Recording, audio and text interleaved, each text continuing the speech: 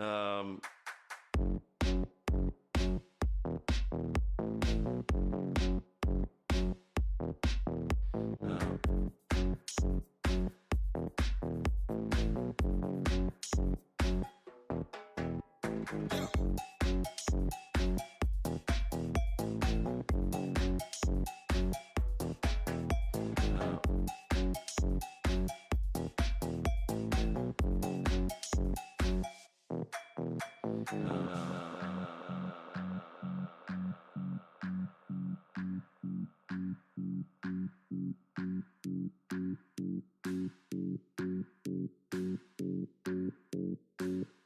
um, um,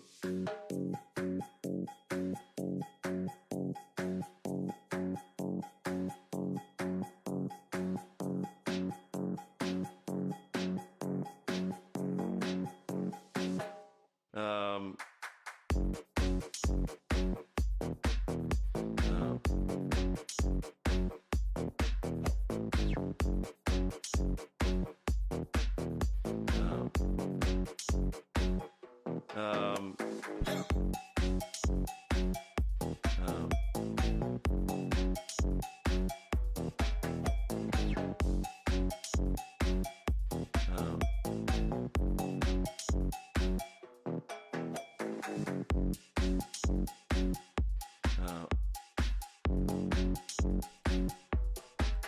Well, what do we have here? Oh my, so many people showing up. Gonna make me blush everywhere. Okay. Dear God, I'm not mentally prepared for this.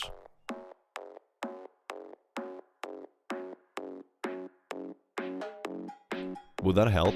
Like, if you're showing up for a job interview, and they're like, how much do you want this job? And you're like, ubu, blushes, and you put your fingertips together, and you give them the puppy dog eyes. Would that increase the likelihood of you getting the job?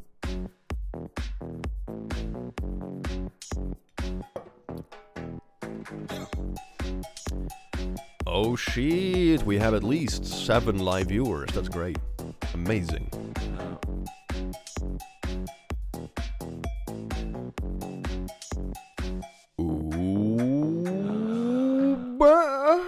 Hello. How are you doing? Welcome in. I had a nasty cold this week, so I haven't streamed for a few days. But now, baby, I'm back in action. Ooh, jazz hands. And that is very exciting for everyone, especially me. And also my little gaycation demon is very excited that I'm back in action. Make sure to keep an eye out for the gaycation demon. It's going to be hopefully coming out towards the summer. Look at that. It even has a tan line. I'm not the only one who's going to be working on my bikini tan lines this summer. Oh, yes, indeed. How are y'all doing today? I hope you're doing absolutely amazing, because we're going to read some very, very spicy-licious Reddit stories, and I cannot wait. Yes, indeed. Hi, colleague. I am watching you while playing Minecraft. Shit, that's never happened before. AmITheA, thank you so much for being a member for 28 months. That's a matter. That's amazing. Are you better now? Yes, I'm good. Simba is good. He was sleeping the entire day. I took a nap today after lunch. It was great. I had a big pasta meal for lunch, and then I had a nap on the couch, like the old man I am. And Simba, also being the old man he is, fell asleep beside me. And he was still sleeping when I got up, and he was sleeping before I got there. He spends roughly like 20 hours of the day sleeping. I firmly believe, right? I firmly believe that if you're good in this life and you die with positive karma, you get reincarnated as like a spoiled house cat. I unironically believe that, because I look at his damn life and I'm like, man, that's pretty good, yo. That's pretty good. He must have been a really good person in his past life. Like a really good one, you know? And then I think back on like really cool historical figures and wonder which one he could have been. Like, you know, that sort of stuff. It's kind of cool. Anyway, Captain Stink, thank you so much for the 2 GP. And Kat, thank you so much for the 5 Ust. I failed to do a mic check on my Oblivion run and fell in lava immediately. I acknowledged and will do one next time I get into it. Hell yes. That sounds absolutely amazing. I've seen all the memes about the Oblivion remaster and all the horrendous characters people are creating. They look great. Beauty is in the eye of the beholder, and ain't nobody beholding those characters. Dear God, man. It's like when, oh my God, you have to fight the deformed, the demon evils. And it's like, yeah, I'm gonna give them nightmares. I don't even have to fight them. I'm just gonna stare deep into their eyes. Oh, yes, indeed. Navina, thank you so much for the 27 months. This live made my whole week, honestly. That is amazing. Welcome in. Epi, welcome in. Long time no see. How are you doing? Lost my old Discord, but here I am. Welcoming you, beautiful being. I do hope you're doing well. Blood, thank you so much for the 2. Hi, Click, it's amazing to see you back. 3 emojis. That's amazing. 3 emojis back for you, too. What's your favorite kind of soda? Ooh. Good question. Good question. I mean, I do like myself a bit of a Cuba Libre. And what else do I like? I mean, I like most sodas, honestly. If I were to pick like a favorite one, it would probably be something I don't drink as often. There are a few like Swedish ones I really like, and I think I like them more because they're a combination of like nostalgia, and you don't have them as often, right? I, for example, like Trocadero. It's very nice. Mass, thank you so much for gifting a membership, you beautiful being. I love your voice. Thank you so much, Lee. I love that you're here. You still sound a bit sicky. Hope you'll take it easy today. I'm still just a bit stuffy in my nose. I haven't been like sick for a day or 2, so it's nice. But I'm taking it easy. This time, I haven't gone back to like heavy weightlifting right when my fever dropped, okay? I'm giving it like an extra day. I was really tempted to go pump some fucking iron today because I've been bored out of my ass this week. But I resisted, okay? I resisted. And then tomorrow I'm gonna do it. So you know, it's gonna be all good. And then probably on Monday also. And then probably also on Tuesday, because once I get going, it's kind of all out there, isn't it? Jack, thank you so much for the 2. Tegay, it's not too much for my Wi-Fi to handle. I thought you were gonna say wife. Thank you so much for the 2. I feel Simba. I once stayed up for 14 dats straight and then slept for 3 days. I don't think you stayed up for 14 days straight. Humans have a tendency to hallucinate after about 48 hours and they die after about 3 days. I don't think so. But good for you. Or maybe it's like didn't sleep enough for 14 days. Maybe that's what it means. Also, maybe early in the year, but Christmas themselves. Themes, ESD, and Mango, yes. Oh, yes, for sure. Yes. And I'm definitely going to call it like, you know, it's going to have like reindeer horns. It's going to be horny mango. And when someone is like, Click, why did you name it that? Oh my god, think of the children. I'll be like, what do you mean? It just has horns. What do you mean? Why are you making my plushies into something dirty? Disgusting. How dare you? All right, man. The YouTube ping woke me up. This better be juicy. Oh, Damien. Let me bring you in close, my boy. Hi, Damien. You make me blush everywhere when you show up like that. You can't surprise me like this. You know how flabbergasted I get on camera. I'm not used to doing this. You may have noticed I haven't blinked for like a minute straight. That's entirely on purpose. Oh yes, indeed. I can go a really long time without blinking, especially when I'm looking at you. Anyway, okay, I forget that there's other people in this chat too. Sorry, chat. Sorry. I'll bring this into the DMs with Damien later. Hello, Damien. Welcome in. Make sure you toss Damien a follow. He's been doing fun streams and shit recently. Hell yes. It's a lot of fun. It is good. 50-year-old Canadian trans guy, thanks for being an ally. Chris, thank you so much for dropping by. I do hope you enjoy your day and the stream. Finally, a stream I get to see live. Time zones suck. Time zones are so difficult. Oh my god. Like when I try to work with people in different time zones, it's always like, alright man, what time works for you? Well, I wake up now, and then someone has always skewed their sleep schedule. Not looking at you, Oz.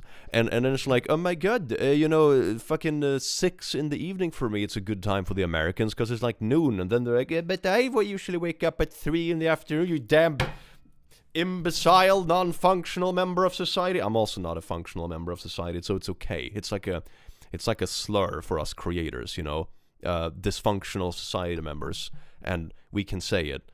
Because it's what we all are, you know. It's like the reclaiming all that. You Americans understand. You're up with that sort of jazz. Velisa, thank you so much for the 2. Streaming this during work. Hell yeah, I hope you bring it up on the big monitor. Oh, yes, indeed. Mega K-Bang, thank you so much for the 5. Damien is here. Finally, a reason to give Click more money. I'm going to have to, like, bring Damien on board as a consultant for this. It's like, okay, Damien, every time I stream, pop into the chat because people have made it a meme to donate more money, so we split that money 50-50. You know, I'm just gonna bait out more donations and make it a whole like business thing. It's gonna be great. I was having a psychotic break. It is possible. The world record is 11 days. That sounds really unhealthy. That sounds really fucking unhealthy. But is it like awake, or is it like? Because that sounds, that doesn't sound good. That sounds really bad. Damn. Excuse me, Limafau. Oh, Damien chatted again. Everyone donate. Woo for Damien. Hoodie, thank you so much for the 2, you beautiful bean. A trans trucker from the US here. I have 2 ESDs that ride on my dash with me everywhere I go. Finally parked for one of these. Hell yes, that is absolutely amazing. Thank you so much for the 10. Ah, you heard him, Damien. Join click. Yes, indeed. It's an interesting form of awake, lol. I can imagine. Your brain does take micro sleeps if you don't sleep for a long time. 9 days for me, it was awful. 0 out of 10 would not recommend. My short-term memory is still effed. Jesus fucking Christ, that sounds insane. Yeah, I cannot imagine what your brain starts doing after that, because I think the usual thing that people say is that you start hallucinating after like 48 hours or something like that. 50 hours, is it? And then like after 3 days, you're pretty, like you could literally die from it, right? So, yeah, I wonder how your brain actually copes with it, because that sounds absolutely nuts. Bloody, thank you so much for the 1 membership, you beautiful bean. Guy who stole, I'm not sure what that says, but I'm gonna say stole Christmas. Thank you so much for the 40. Doing my part for the new click business. Thank you so much. The Damien intern. Peach Riot, thank you so much for being a lassie, you beautiful bean. Yes, indeed.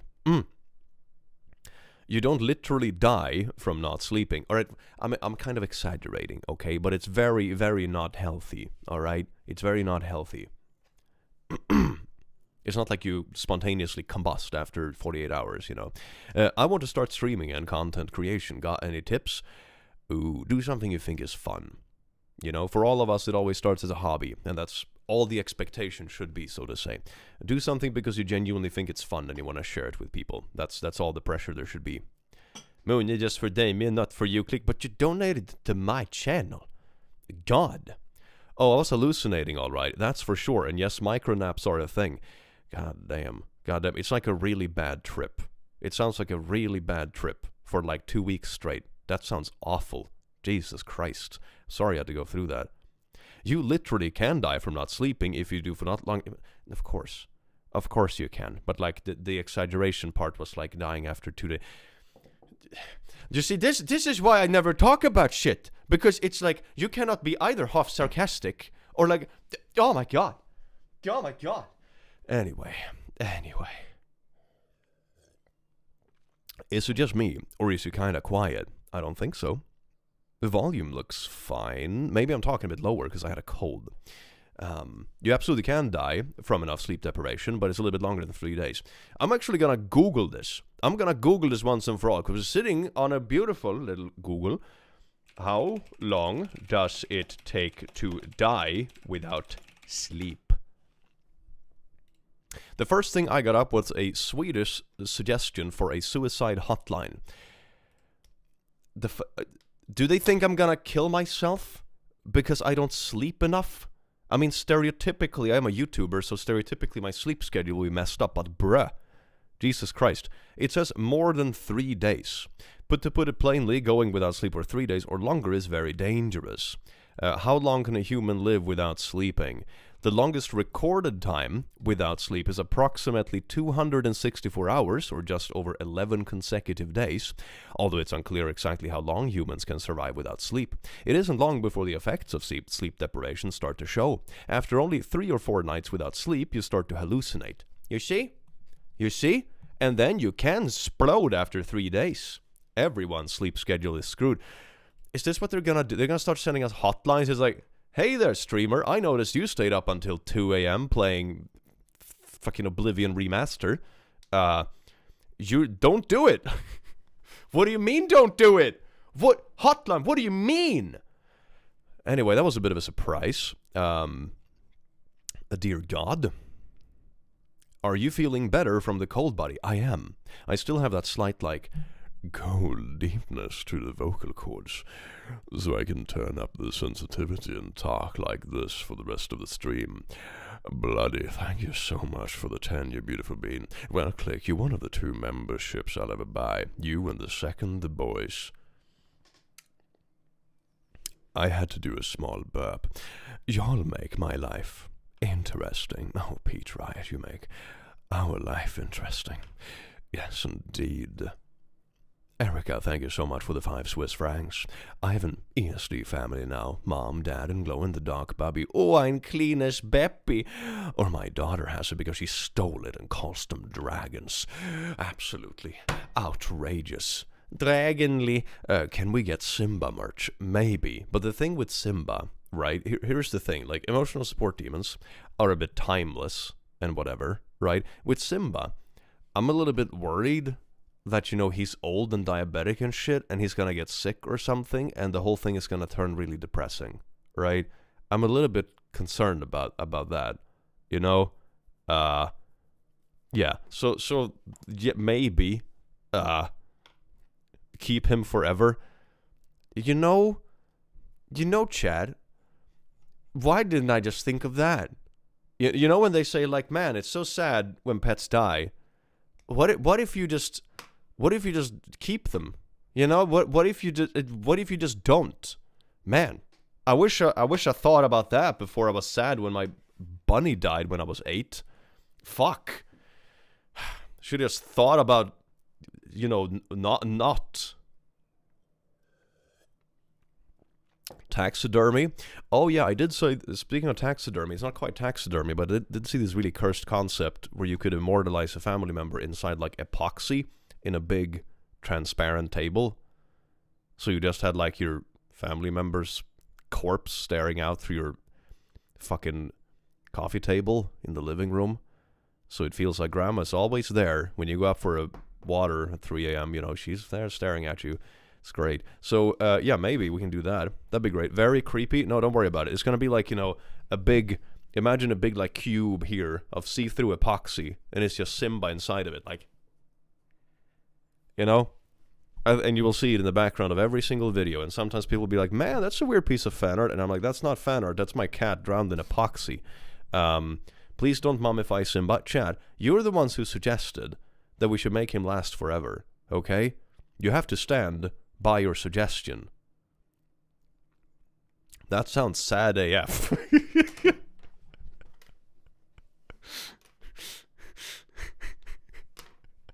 That will pull in so many viewers. Oh, and I just don't mention it. I act like everything is normal and fine, and people will like flock to the videos and be like, what is that?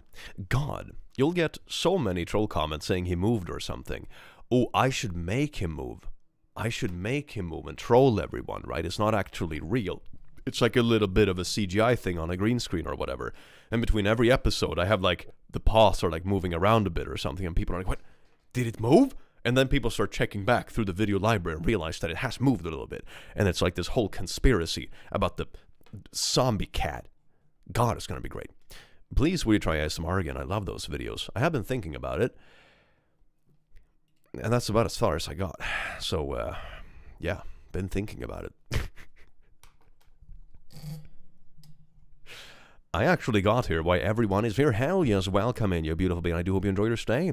Haven't hallucinated because of a lack of sleep, but when in hospital, I hallucinated the nurse's station was a bar. So annoyed that I wasn't allowed to drink water, so wasn't allowed to have a drink. That is so sad. That is, God, disgusting. If you're in the hospital and you're like, nurse, could I have a gin and tonic, please? And they're like, no, oh, no gin before surgery. Like, dang nabbit, back in my day. And then you start ranting about, you know, the kind of like, kids these days don't know how fucking easy they are. Things suck nowadays. They were so amazing back then. You kids don't know fucking shit. Things are so good now. You kids have it so easy. You're so damn spoiled. Things were amazing back then. You kids should have been alive then to see how good it actually was. You know that? Yeah, that's great. Does Simba like going outside? Nope, he does not. He does not. She was very excited to go out last night. Hell yeah. Simba is not. Simba is not. Yeah, no. When he's at the, like, when we bring him to, like, the countryside sometimes, he will on occasion wander out, like on the patio, and then he will sit on the patio, and then he'll go back in and lay in the couch or whatever. You know, he's not a super adventurous cat. Okay, he's very comfortable. Even when you let him go outside, he sometimes, like, sniffs out the door like this and, like, Nah. And then he goes back inside, which makes it easy. He never tries to run away. Hi. I get it though, because my dog is 12 and he has really bad arthritis. And it makes me so sad because he's a big dog, so he probably won't live as long as my younger tiny doggy.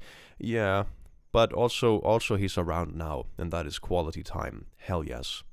Can we have Mango back as a plush, please? Ooh, we are working on a whale shark Mango that's gonna be bigger and be like bluish and have little white spots. It's super fucking cute. It's adorable.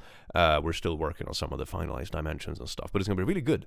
It's like slightly more expensive because it's bigger, but it's like twice or 4 times the size or something like that. So there's a lot of plushie. It's very price worth amount of plushie for money. You know, it's great.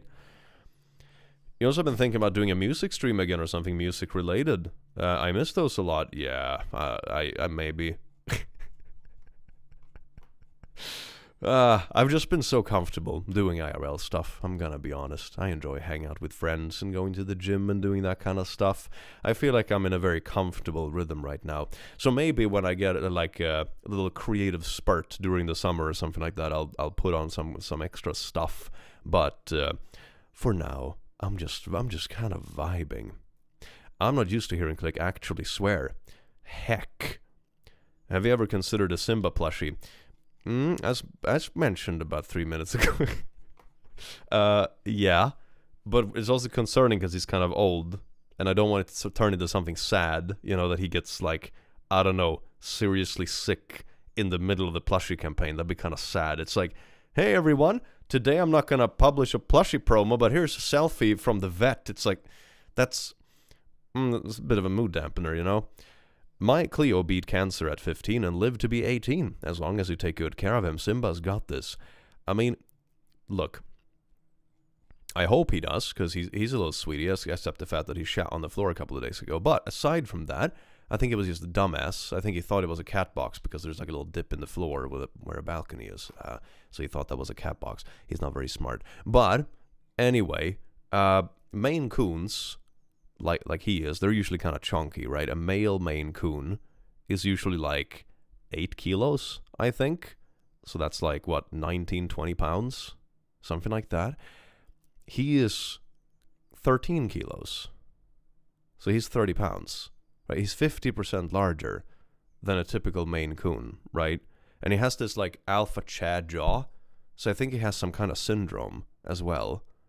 Because we read up on it, and one of the family members is a doctor, and we discussed it one night, granted, after a little bit of drinks, but anyway, and we came to the conclusion, based on my family member who's a doctor and drinks, that he probably has a syndrome. So he's huge, he has this syndrome, he also has diabetes, and gets insulin shot twice a day. Yeah. So like, I hope he lasts a while, but like, fuck, he's, you know, it's not, you know, it's a little bit out there, you know, there are a lot of us aspects. American, thank you so much for the lasso, and Mega, thank you so much for the 5. We should get an ESD, emotional support. Damien from your makeship, you hear that, Damien? You're still around? You want to be a plushie? You want to be a marketable plushie? I can make you really cute, with like big eyes and a smile, and little fluffy stuff. We can give you like the fluffy fabric, so you're like a little puppy. Wouldn't that be great? I knew that was going to happen. You know, Damien, this is all because you didn't start your OnlyFeet. You know, people need more Damien. And if you don't want to start an OnlyFeet, we're going to make a plushie, okay? It's one or the other. It's one or the other. Damien is already cute. That is actually valid. That's perfectly valid. Maybe I should have said make him cuter. You heard that, Damien? Gonna make you even cuter. If that's even possible. That's more like a challenge for me. Can I make Damien even cuter? Who is Damien? Damien is in the chat. He's a cool one with the check mark. Screaming and shaking my fist and cursing at the phone right now. Send pics. Send pics. I love it when you're being a little rascal, kitten. And Q said emotional support onesie, and I agree. We are working on emotional support hoodie, so that's gonna be cool. Ah, yes, indeed. House of Wax type shit right here. Don't be sure. How old is Simba? He turns 13 this year. He's kind of old. Click should be a voice actor at this point. Maybe. I think the problem is I've tried doing gigs like audiobooks and stuff before, but I think the problem is that most people that do those kind of things, number one, they're way better than I am at it because they're actually used to that form of voiceover work, right? Number two is that I think the way they operate is that, they have gigs that last for a few months, right? Maybe you play a character in some animated thing and you have like recordings for a couple of months straight, then you have a gap of a couple of months, then you have like the next thing. So like squeezing in an audiobook or a voice acting gig in between those makes perfect sense. For me, it just became really stressful because I already have a decent chunk of stuff to do. And then it was like one more job on top of that. It's like, fuck, this is too much. Because my voiceover work and that kind of stuff I do doesn't really come with that sort of gap. So I would probably be fine with doing it, but it has to be smaller things. Little Cinda, thank you so much for gifting 10 memberships. That's way too generous. Thank you so very much. Remember to check out the Discord if you have a membership. You get special little roles and everything. Yum. Jana, thank you so much for the one. Yo, I got a gift. Hell yes. Audiobooks are an interesting world, to be honest. Yeah, I've only like dabbled very, very briefly in it, to be honest. So it's not a world I'm like super familiar with. But I'm assuming that's how it works for most people. Like, when you see like, oh, Stephen Fry on the cover of an audiobook, right? It's probably like something he does in between gigs. I can't imagine he's sitting and recording an audiobook in the evenings after he's done recording like, something else or being in a heckin' movie or whatever, It's probably something that he did over a summer because he had 2 months where nothing happened. That sort of stuff. I imagine, at least.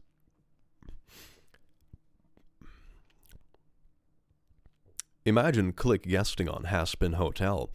I could be a little demon. I could come in with like the most non-enthusiastic character and be like, hey everyone, it's me, Mr. Fun. I am the demon that enjoys having fun.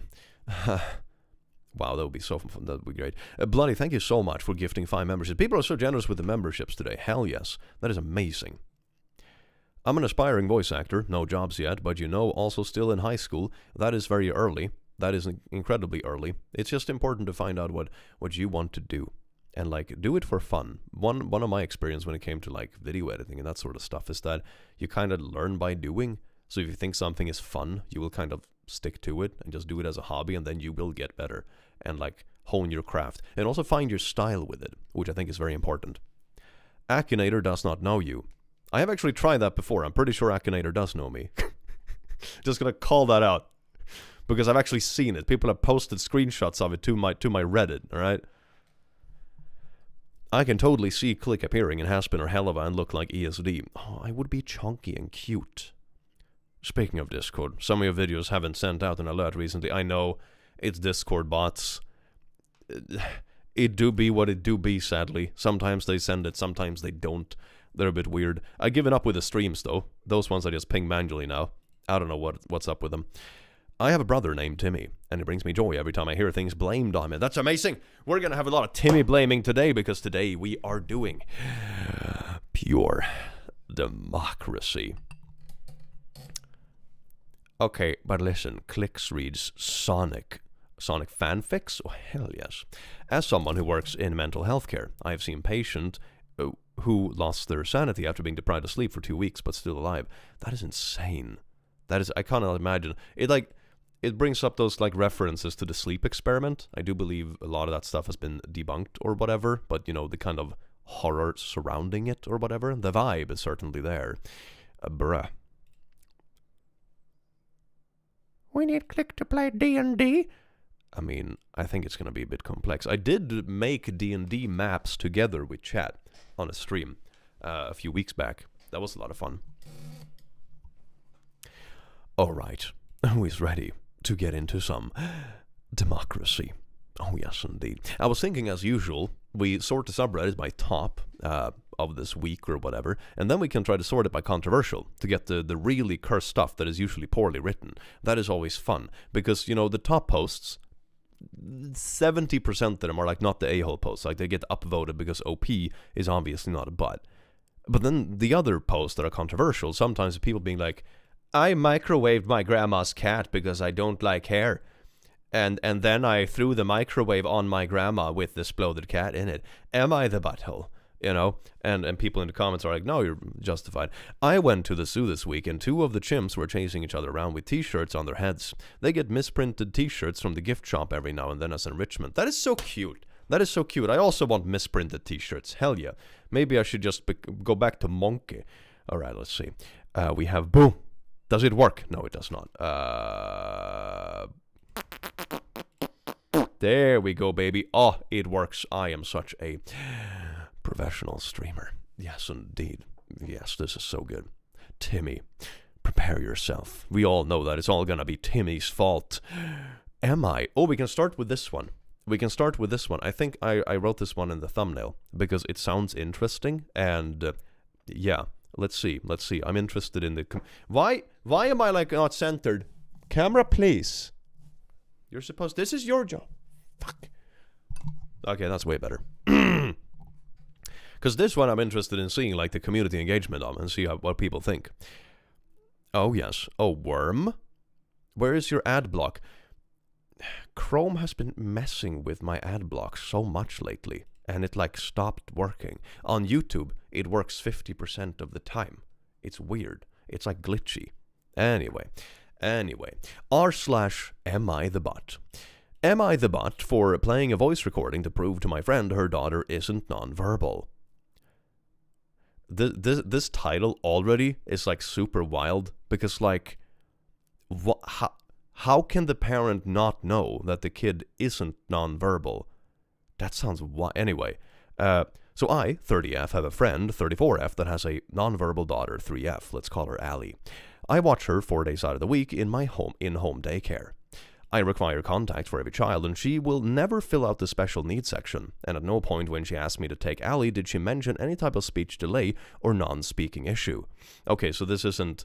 She didn't even fill it out like on a formal level, alright? I'm terrified and hate chimps. Oh, damn. That's wild. That is wild. Thank you so much for the 10. Either OP is a massive a-hole, or this is going to be a strange one. Yeah, right? Like, this is... The title alone is wild. Okay, anyway. Although Allie didn't speak much at first, I figured she was shy. She communicated her needs to me very well and said small things to me frequently. One thing also important to note, I mean, 3 years old is pretty old, one way or another, but kids, for example, that are multilingual will take longer until they start speaking, because it's like more for the brain to process until like you get the ball rolling, or whatever. This is something you will notice, for example, with bilingual kids that grow up with parents that speak one language each, that sort of stuff. And if it's a lot of languages, it can even take a bit longer. Like 3 years, probably pretty long, one way or another, but just something important to point out. Last month, I was in the bathroom. I keep the door barely cracked with the wedge so I can listen for any dangers, and they can't walk in on me or see me. She walked by and said, "Ew, you stinky." Such a 3-year-old thing to say. Why is the thumbnail same as last stream? Is it? Didn't I change it? I'm pretty sure... Wait, did I forgot to change the thumbnail? Oh my god, I think I did. You're absolutely right. Okay, hold on. I made a thumbnail. There we go. Now it's updated. Thank you for letting me know. I think YouTube just didn't save it when I uploaded it the first time. Thanks, YouTube. Dear God. Anyway, it's still the same reaction picture, so like whatever. As long as people can see it's me and it's live, then I guess they get the message. Click, darling. That's the same thumbnail as a few vids ago. I hope you're doing okay. I even made a thumbnail. YouTube just didn't save it. Dear God. I'm blaming YouTube for this. I'm blaming YouTube technical issues, okay? I'm not owning this. Anyway, she walked by and said, "Ew, you stinky." I laughed and told her mom to pick up what she said, and I had met with, "She isn't verbal. Why would you mock her?" That's an odd reaction. What? Okay, that's like I would imagine, right? Like I had, for example, someone I know who had a kid they were worried about being nonverbal. And then it turned out they weren't, and they were like they were of course like, wow, this is great news. You know, That's weird. Why would you be mad about that? Jesus Christ. And I mean that's not insinuating like any jabs towards people or families struggling with nonverbal family members or whatever. Like that's one thing, but that's a weird fucking reaction. Okay, anyway, let's keep reading. I reassured her that Ali has spoken to me quite a few times, and I thought that it would be a huge milestone from when she first arrived to barely saying anything. She told me she didn't believe me and that it was messed up that I would make something up like that to upset her. I told her that I wasn't trying to upset her, but I wasn't lying either. I didn't press the issue further. The mom's reaction gives me an idea why they think she's nonverbal. Right? Like, this makes me more concerned about, like, is the kid purposefully not speaking at home? And in that case, why is she not speaking at home? Mom is upset the daughter doesn't speak at home. So sad. You think that's it? Or is the mother the reason she's not speaking at home? Ooh, okay, let's see. Here is where I might be the butthole. I decided to record Ali, a voice recording, not her face, telling me her name and what her favorite animal is. Star and added, I had full intention of showing the mom recording, but I was scared at first because of her blow up at me, and I didn't know how she would react. After a few short pickup and drop-offs, she told me it was water under the bridge and that she didn't want to talk about it anymore.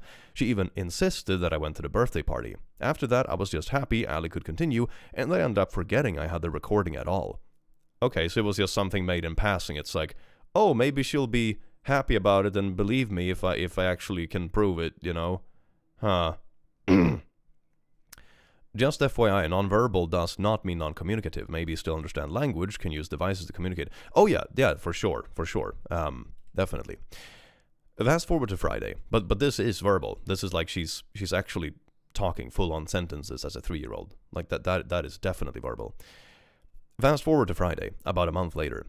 She had a birthday party for her other child. At the party, I was socializing with her other family members. Honestly, I'm a total dumbass for forgetting that her family fully thought that she was nonverbal. Bloody thank you so much for gifting another 5 members. That is way too generous. I mentioned the funny things Ali has said to me while we were reading an animal book. Turns out the person I was talking to was her sister, and she started yelling at me, saying, "She is nonverbal, why are you lying?"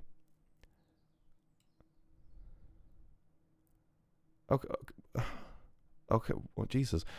Both her and her sister started berating me, saying that's fricked up and that I'm making this up about Ali being verbal. Why are they taking this like an insult? Wait a second. Is the kid in the room while they're doing this? Are they blowing up at the babysitter or the what title did she use? Like a daycare. I'm not sure what the proper work title for that would be. Daycarist. Are they blowing up at the daycare in front of the child for referencing the child speaking? Okay, that is fucking concerning. At this point, I am tired of being called a liar. I have 2 disabled children from whom my son was nonverbal for many years. I wouldn't lie about something like this. Okay, so she even has experience with this sort of thing, like personally. Okay, wow. So while everyone was staring at me, I was scared and fell back into a corner. I mean, yeah, like, do you really want to leave the social gathering and everyone is thinking like, oh yeah, she's the one that goes around and mocks disabled kids. Like especially when you work with kids, right? Like what this family is spewing is so detrimental to this woman's career. Oh my God. That is awesome. That is absolutely awful. So I, remembering I had the recording, decided to prove my case and play the voice recording. Honestly, I would too, because at that point it's like borderline slander in front of a bunch of people. That's so wild. Everybody was shocked, and my friend told me to leave. I told her I didn't want to cause issues, but I'm not going to be berated and called a liar. She said that I crossed the line recording her daughter and that I'm the butthole for embarrassing her at the party. But now she's just moving the goalpost. Okay, now you're moving the goalpost. Now it's okay. You have accused this person of being a liar and essentially mocking and bullying disabled kids in front of a bunch of people.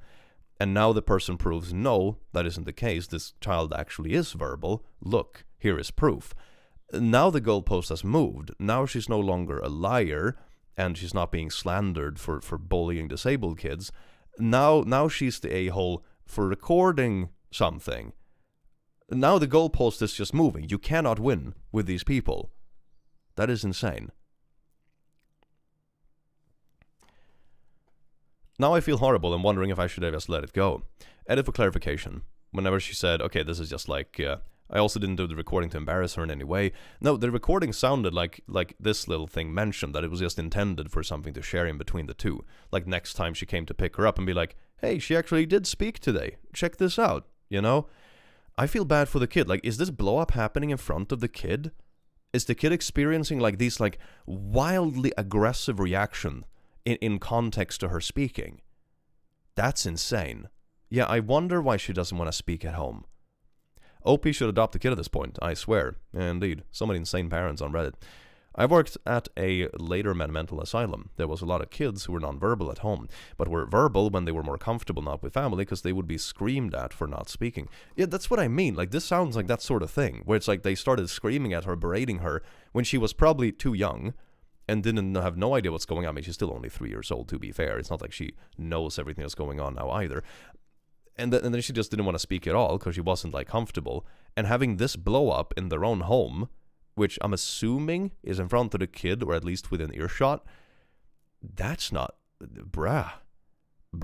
That's why the child isn't speaking. It's not because she's nonverbal. It's because the family has these wild blow-ups. I would also want to be invisible if I was a 3-year-old in this context. Fuck me, man. I can't imagine what this child is going through, being treated like she's completely nonverbal when that's not the case. In fact, I can't but wonder if the way her mother seems to react may be part in play of why she's not verbal around her mother. Yeah, that's the thing for me too. Like, it seems like, you know, this is a family-related issue. Honestly, this is a kid trying to be invisible because of really, really poor home vibes. That being said, you did the right thing trying to bring this to the mother's attention in a polite and calm manner. Her reaction was unreasonably abrasive, as any parent of a nonverbal child would be over the moon to hear that a child is beginning to make progress. Yet any parent would be excited that their child was making progress in any sort of way. It would be like, oh, if you have trouble writing or spelling, oh, it's starting to become easier. If you thought they were nonverbal, and oh my god, they're actually trying to speak. You know, all this kind of stuff. Like, of course you're happy when your child is progressing in any sort of way. Any healthy parent would anyway. So, like, that's insane. That's insane. The mom probably likes the attention she gets from her kids being nonverbal. No. She did report to CPS. Oh, she did. Oh, that's perfect. Let's see. Immediately put it in the back and forgot about it. Hence the post. Putting cameras in my house so that everyone will access. Also, I will be making a call to CPS about the situation and see what they have to say. Okay, that's good. I hope something came of it. Bloody, thank you so much for the 10. The parent thought, oh no, we finally have to deal with our kid. Do you think that's the thing? Because I remember reading an insane Am I the Butthole story quite a while ago, where there was some parent of a small child, and like a 1-year-old or something, that started to walk. And the mom would like push the child down because she didn't want to deal with the toddler running around. She was like, oh, maybe I can postpone it by making them crawl for a while longer. Maybe it's that. Maybe it's like that. That would be insane. Anyway, let's make a little vote about this. All right. Who is the butt? The daycare lady, the mom. Of course, we have to have Timmy. Timmy. There we go. God damn. God damn. God damn. They might want disability payments. You think that's what they're chasing? Maybe. I think the answer is obvious. Answer Timmy. Yeah, the mom. 71%. 26% Timmy. Timmy always has a hand in it. God. The frick did Timmy do, Lamau? It's Timmy. Of course Timmy did something. Don't be silly, chat. Don't be naive. God. I also think disability payments, to be honest. I am jaded. Honestly, that might be a reasonable explanation. Yeah, that they're like trying to process something like that, and if enough people around them believe that to be the case, they might be able to get it through. I'm pretty sure parents want attention. Maybe that too. But it sounds so weird because they sound like they're actively discouraging the child to speak at home. That's insane. Can you imagine your parents trying to force you to act out like some form of disability that you don't have for their social clout? That's insane. That's absolutely insane. Dear God, man. Munchausen by proxy? Oh my God. Oh my God. This world could be so beautiful. And then you have parents like this. Absolutely. Well, absolutely not the butthole. Now I understand the marking. Because I remember a couple of people in the chat were like, oh yeah, this sounds weird, you know? Either the story is wild or the person is the butthole. And the story was wild. Oh, isn't that gorgeous? Am I the butthole for snapping when someone rubbed my belly and implied I might be pregnant? Wait a second, they didn't ask if you were pregnant even. Like, going up to someone and just rubbing their belly out of nowhere is wild to begin with, but they didn't, they weren't like, oh, are you pregnant? Which is still kind of a question you should maybe avoid, because what if you get the answer like, nah, I just had a lot of turkey this Christmas, you know? But instead it's like, oh, you must be Okay, anyway, I'm gonna read this because this is insane. So today, my office building was throwing a little fiesta-themed event, and they offered free lunch in the cafeteria. A bunch of us went down to grab food. While I was standing in line, I opened the Nest camera app to check on something and saw a little bird that's been showing up outside every day. I laughed and casually said to no one in particular, "This bird comes to visit me every day."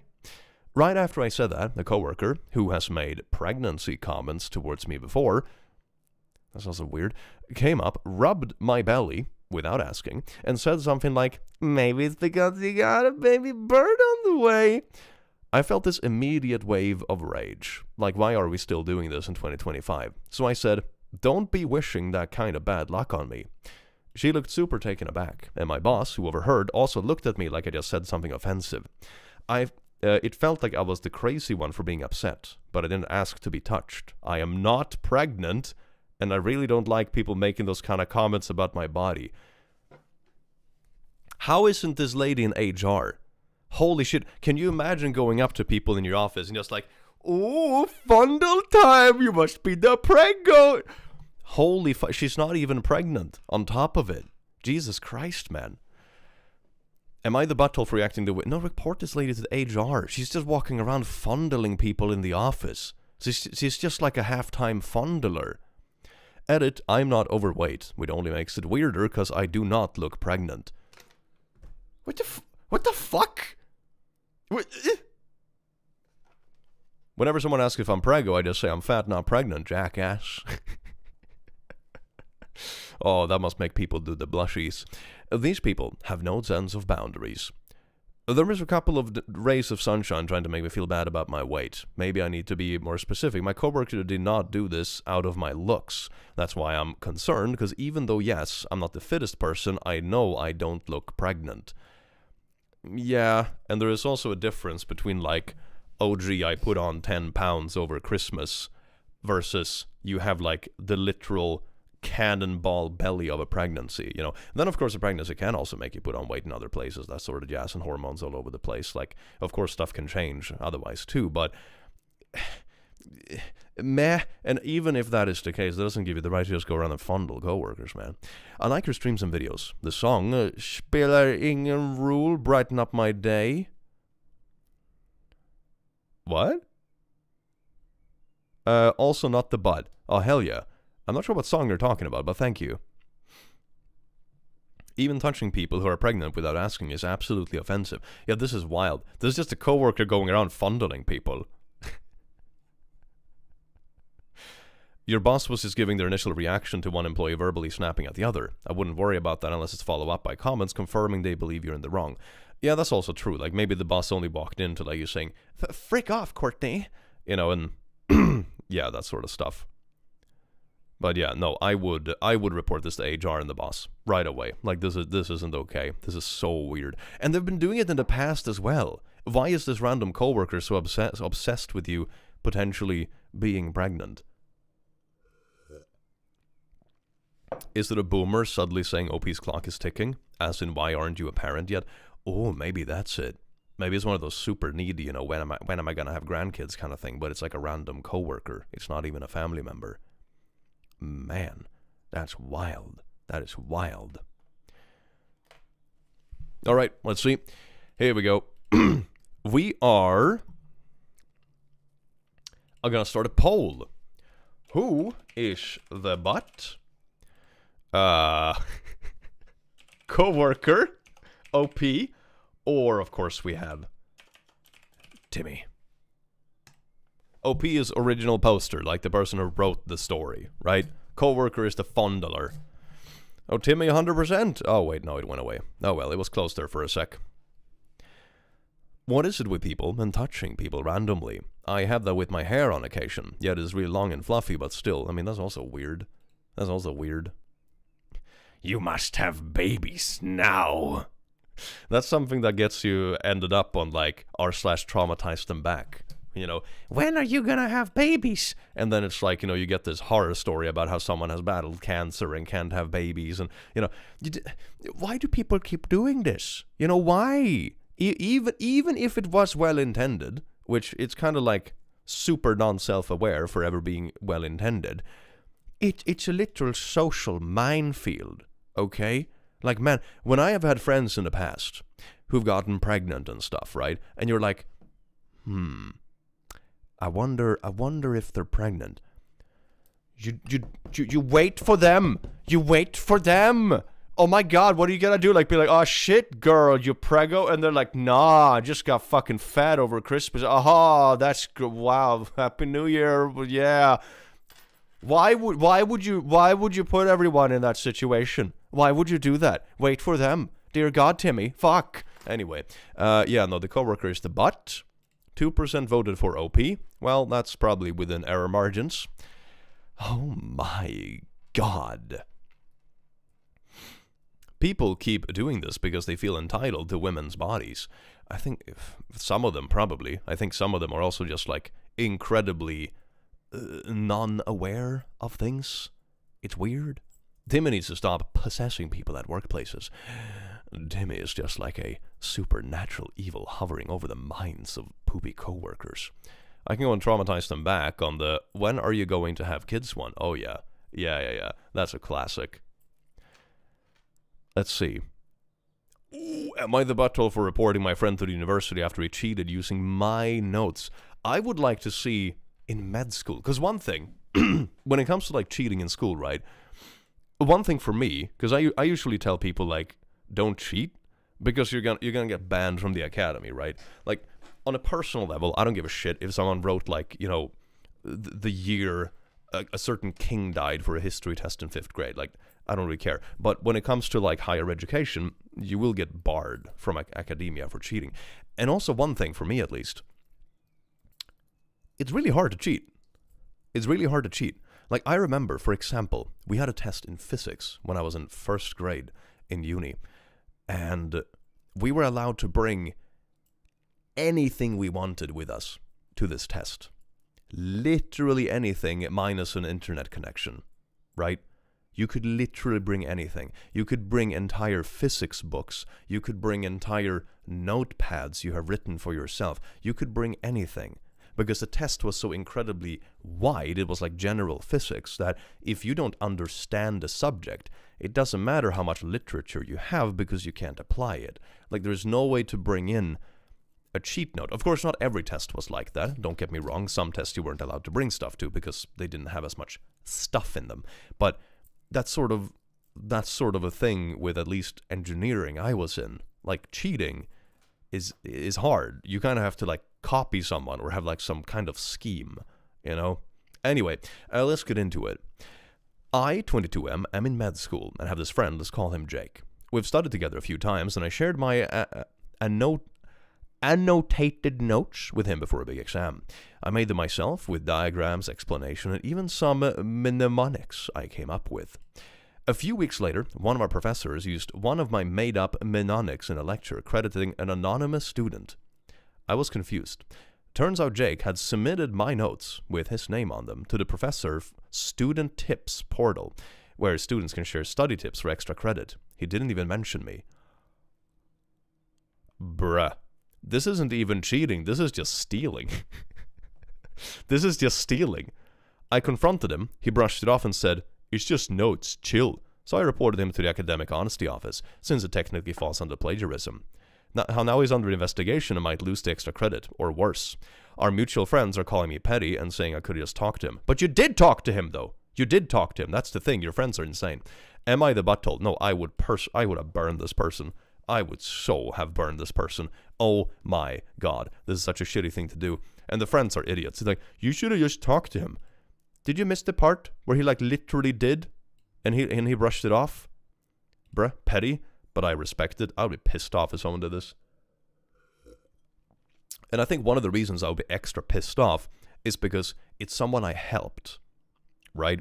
I put a lot of effort, and like making fancy notes and stuff takes a lot of time. Right? I have made like big fancy summaries. I remember I had a really fancy summary I made for multivariable calculus, and I put it in like a plastic cover and that kind of stuff, and I used it to pass my own exams. And I used to pass it down. I had like a guy the year under me who was like, "Can I borrow this for a month while I cram for the exam?" I'm like, "Yeah, sure." And then I got it back, and then next year there was another couple of people who wanted to borrow it. I like lent it to like a dozen people by the end of the day.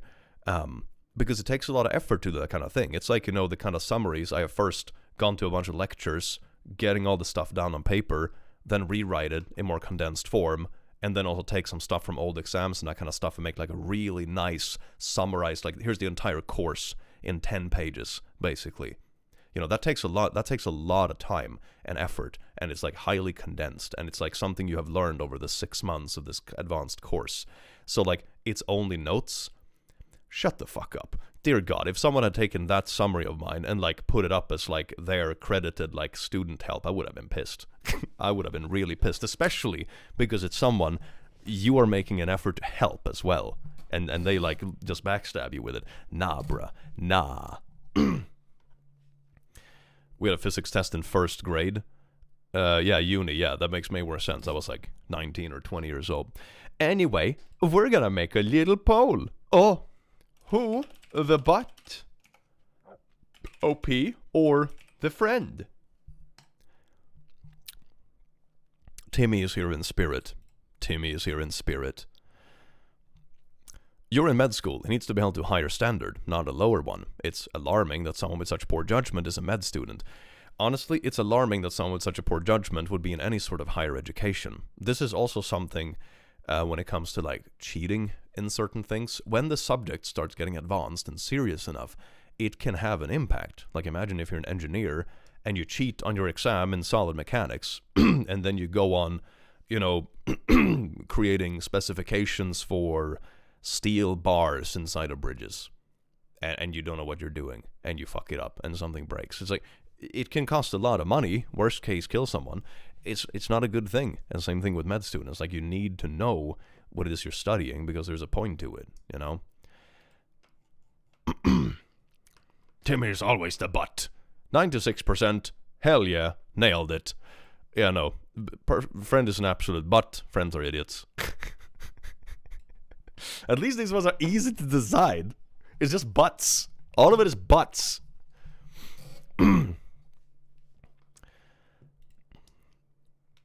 Who is voting friend? I'd guess misclicks. It's within the margin of error. Let's see. Good tea with my friend. Am I the butthole for not complimenting my friend's weight loss? That sounds weird. Okay, not the butthole. Does this mean like the friend is really proud of it and you're like, I'm not gonna compliment it? Is that what it is? It can't be that, right? Because it's marked as not the butt. Alright, let's see. Am I the butt for not complimenting my friend's weight loss? I, 41F, have been friends with Kelly, 40F, since we were in middle school. She has been overweight for most of her life. Her highest was around 350 pounds.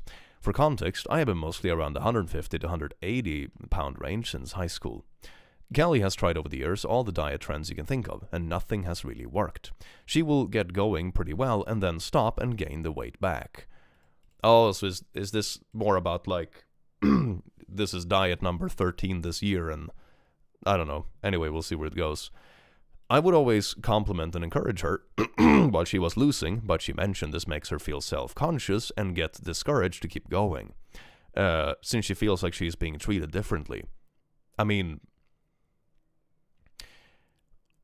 if I'm gonna be really harsh about it, the world we live in, you will be treated differently depending on how you look. That's just a matter of fact. And if you listen to people that have gone through these sort of transformations, like either they have put on weight or have lost weight or gotten in shape, or for example, they had a glow up in between their late teens and their 20s, for example, it's like pretty privilege is a huge thing. It's a massive, massive, massive difference. So it's like, maybe she's referring to being treated differently by her friend or something like that. Maybe that's it. There isn't really a lot of context in this description, but you will be treated differently. Like, if you lose weight, for example, you will be shocked how many people just smile at you for no reason.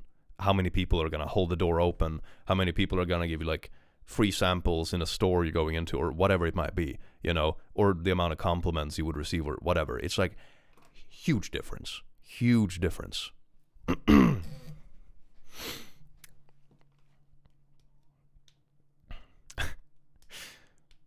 Click has pretty privilege. I absolutely do. Absolutely. I'm not saying that I toot my own horn, but I definitely think that I got lucky in certain aspects, and I try to be humble about it because I'm fully aware that a certain percentage of my YouTube success comes from solely the fact that I was lucky enough to have like a little bit of jawbones in a certain place. You know, it's not something I deserved.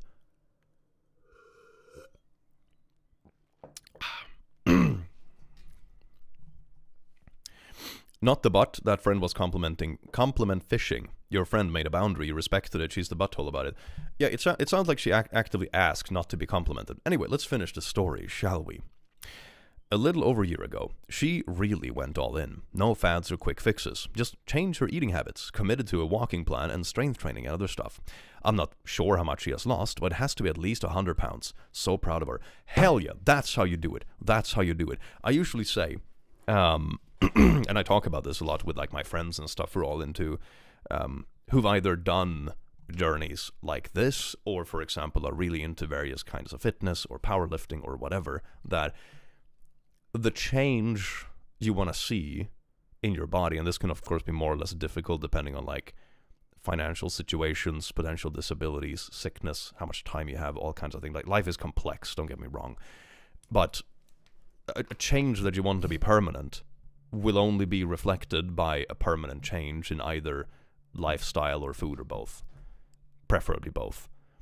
My tip usually for people that ask me, and used to ask me, like, oh, do you have any good like health tips or whatever, is like, do things that aren't too difficult. And this also depends on where you live a lot, depending on how walkable the cities and stuff are, for example. But one thing I did when I started putting on some weight, when I was working in an office and I was sitting still more, eating out every day, is that I replaced my bus ride to work with a bike. So I rode my bike for like, 7 kilometers to work, 7 kilometers back from work, every single day, like 5 days a week. And that made a huge difference. Because it's not like, a marathon fucking bike path, but it's more than enough to burn off those calories, gain some extra muscle on your legs, which also will passively burn more fat and stuff. And it doesn't take any more. In fact, I was saving money and saving time because I got better at biking, so eventually I got to work quicker on my bike than the bus took me. So those are my kind of tips I give people, is, okay, think of things in your life that you can replace without having to spend more time and money. In America, I'll be biking for 3 hours. If you get good, it's only gonna be 2. Hell yeah. 7K back and forth. No, 7K back and forth. So like 14, 15K total every day. Which isn't like a huge number for riding a bike, on like asphalt or whatever. But it makes a difference when you do it every day. Here in Hamburg, it's the same. You're faster with the bike. Yeah, and it's like that because you can like avoid traffic in a completely different way and stick to like smaller paths and stuff. So that was like one of my tips when I was like sitting still in an office a lot. I just replaced the travel time with biking, and that burned off so much of that extra I put on while sitting in the office.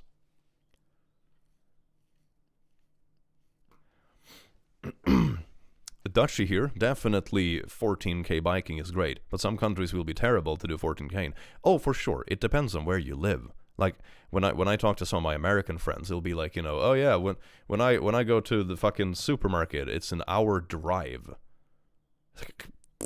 When I take the bike to the supermarket here, like to a big one that has good discounts and stuff, it's like, you know, oh, it's 15 minutes on the bike, and then I'm biking relatively chill, you know. 5 minutes by car. It's like distances are very different depending on where you live.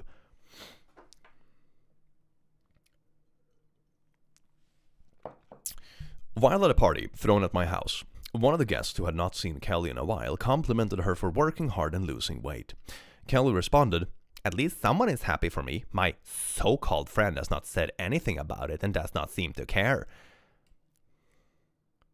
But bro, you're the one.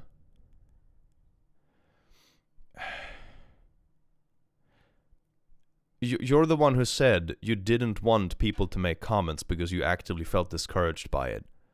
How can you claim that your friend is backstabbing you for literally listening to your wish?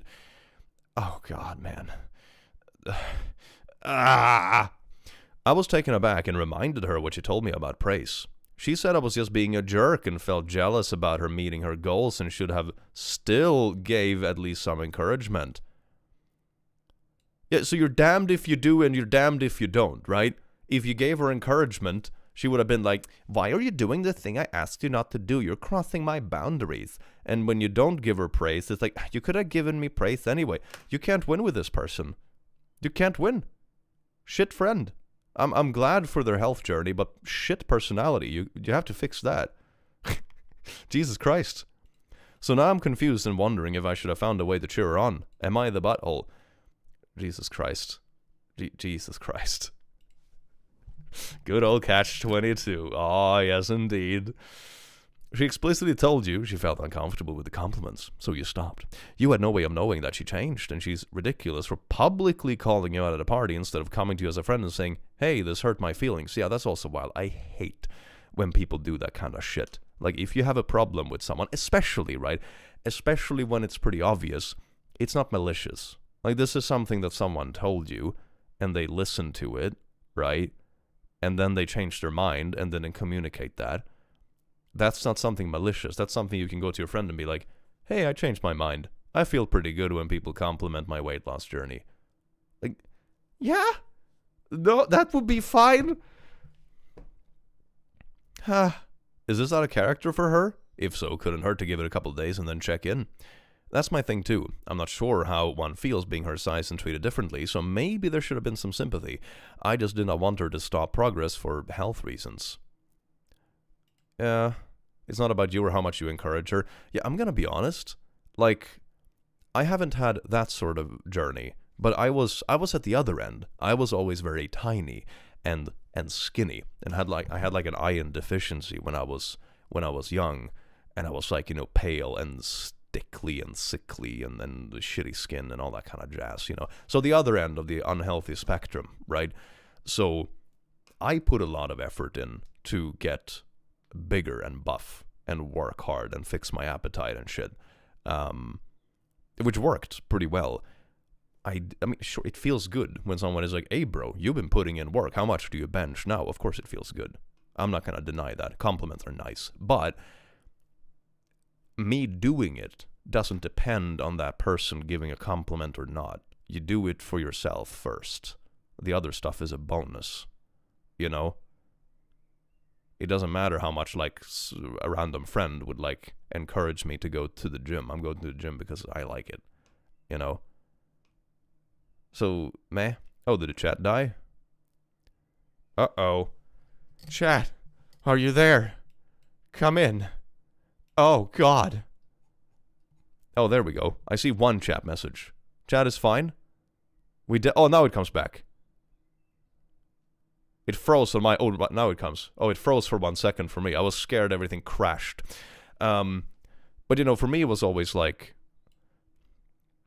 I do it because I want to. Then there are other ways of encouraging it. right? For example, one thing that encourages me a lot is I have a few friends who also really like going to the gym and powerlifting, for example.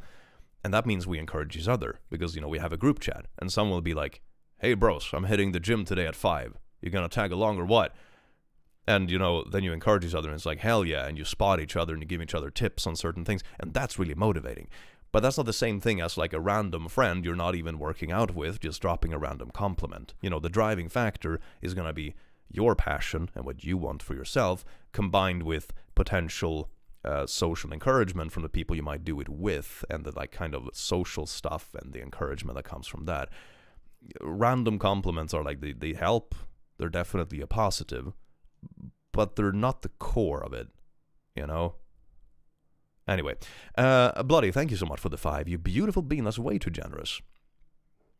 I am house hunting, and all the houses are in the same city, but it took as much as 30-40 minutes to get to each one. Though I drive as much as 11 hours one way for conference I attend annually. That is insane. Holy shit. Have you considered switching it for a bike ride? A little 70-hour bike ride never hurt nobody. Hell yes, indeed. That's going to be so healthy. Oh, that's great. I feel like at the core anything needs to be about you. Yeah, and it's also like, even if it wasn't, like in this kind of case, if you wanted to try to make the argument that, it's about how much that specific friend encourages you, isn't that a bad dependency? What happens when that friend is like away for a while? Or, maybe you drift apart for a bit, or whatever. Are you gonna completely give that up because that one specific friend isn't there to tell you, hell yeah, let's go, Karen? That doesn't sound good. That sounds like a really bad dependency. Anyway, Damon is back. Damon, hello. Mwah, mwah. Checking back. Have we had any insane stories? Yes, indeed. Oh, they've been so insane. Oh.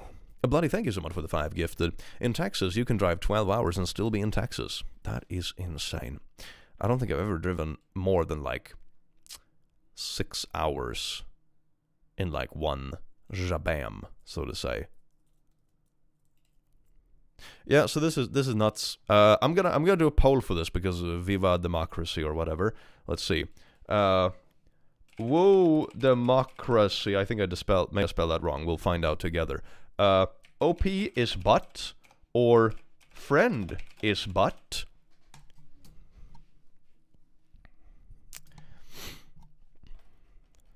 You can drive in infinite hours and be in the same place. I mean, your car is broken. Never go over 10 hours of driving at a time. You'll start seeing things. I can imagine, yeah. It's like that sleep deprivation hallucination. How many hours can a human drive before dying? Just read it. To be honest, neither suck in the story. This one, complimenting my friend's weight loss. We already read it, and it sounds like the friend just changed their mind. They didn't want compliments, and now they want compliments. Or was it another one? Hold on. Wait. Maybe I missed a message. Maybe I missed a message. It's hard for me to read. I am dyslexic and Swedish. That's the real problem. Yes, indeed. Yes, indeed. I love democracy. Or if you're driving in a circle, that too. That too. If you have a roundabout, then you're really unsure about your exit and you just keep going. I think weight loss is a personal thing, and you can't expect people to read your mind on if you want it acknowledged or not in some way. Yeah, exactly. Exactly. And this friend specifically, this story was like, the friend said earlier when she had a previous diet that like, don't comment on my weight loss. It is discouraging. I don't want people to treat me differently, etc. But then at a later point, she said, at least someone is happy for me. My so-called friend, who is OP in this instance, who I told previously not to comment on my weight loss, has not said anything about it and doesn't seem to care. So it was more about they just randomly changed their mind without communicating it. You talk too slow? Too bad. Listen slower then.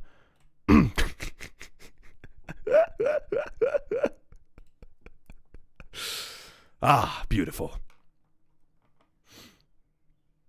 Communication could have 100% saved this. Yes, indeed. Yes, indeed. Sir, you're diagnosed with Swedish. Oh, I know how it feels. My condolences. Bloody, thank you so much for the 10. You're way too generous today. Thank you. Listen slower. Maybe like if you go back a bit, replay the stream for half an hour ago, and then you can like play it at twice speed. Then everyone is gonna be happy. Okay, let's see. It's also just a chill Saturday for me. God, what do you want? Jesus. Fuck.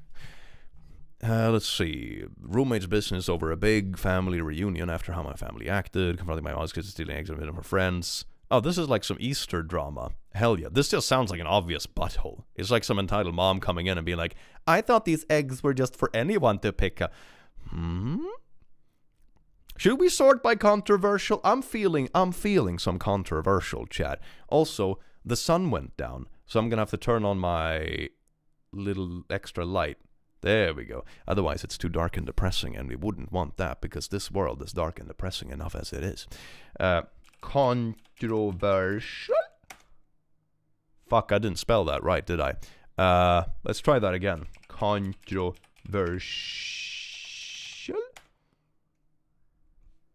How do you spell controversial?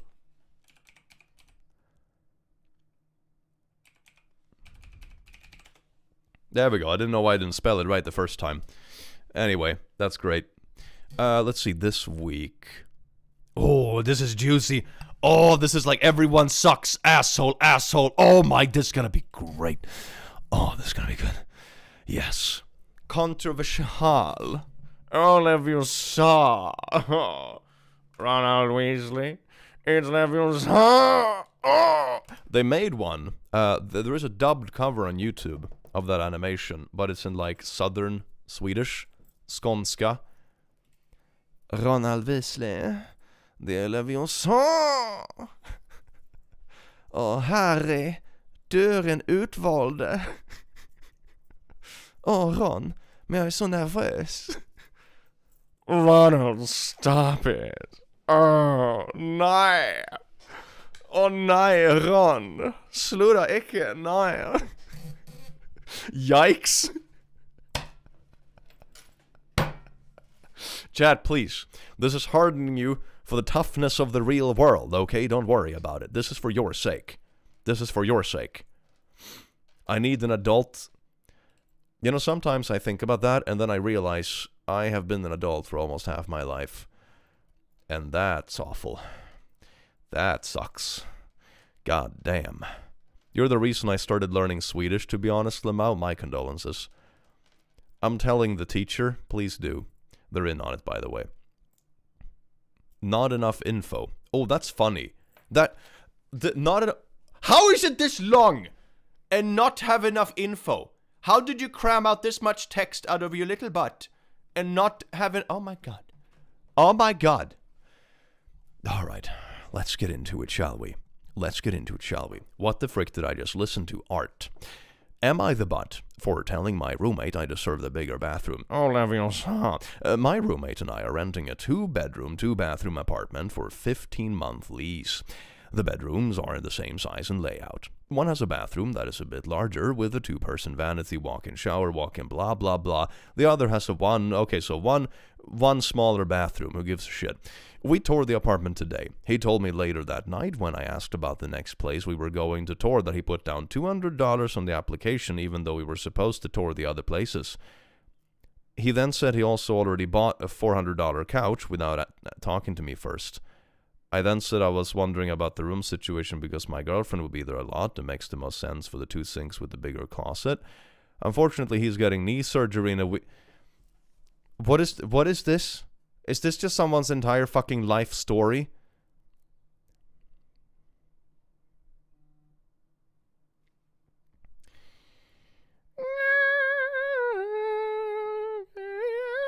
Ooh, let's see, what do we have here? Hold on.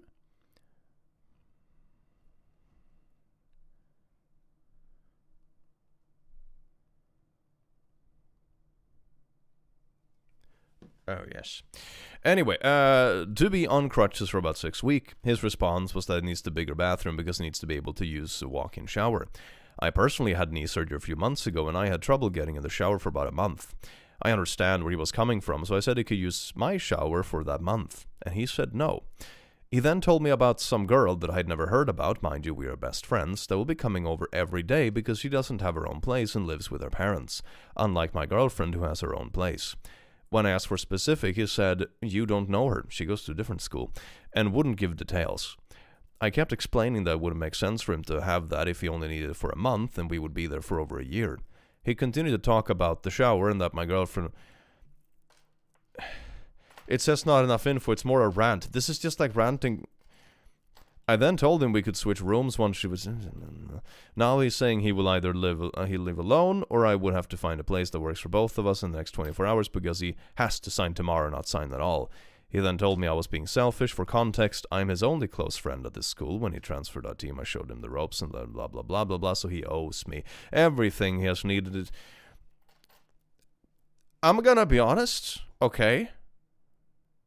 I'm gonna be honest. Good for you that you got to vent, bro, but I don't give a shit. I don't care. This, oh god, I can't even pretend to be interesting. Dear God. Here we go. Let's see. Would I be the butthole for getting an anti-bark device for my neighbor's dog? Wait, what? What is an anti-bark device? What is an anti-bark device?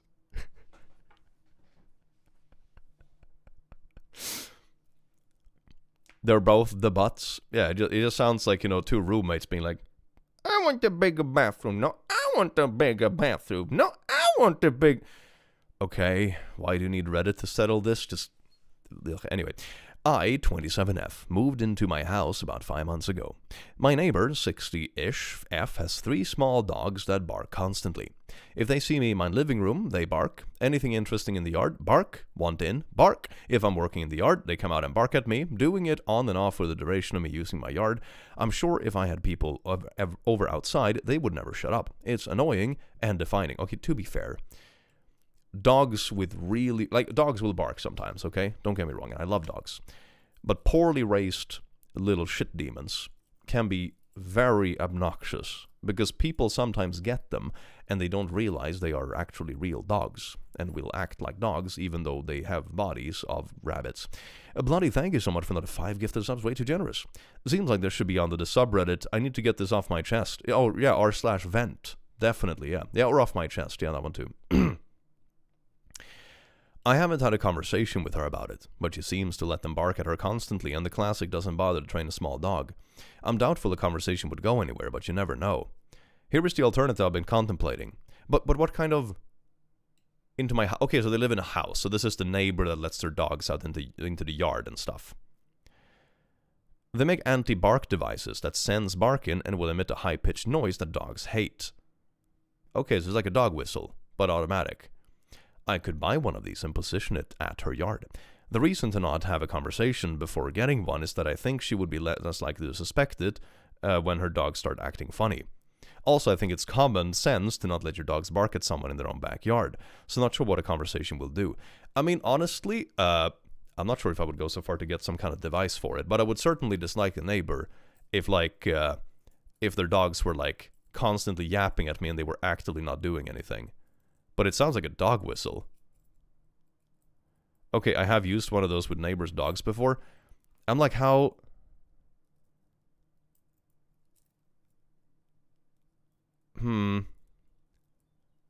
Acting funny? No. I swear people are allergic to open communication. Has this...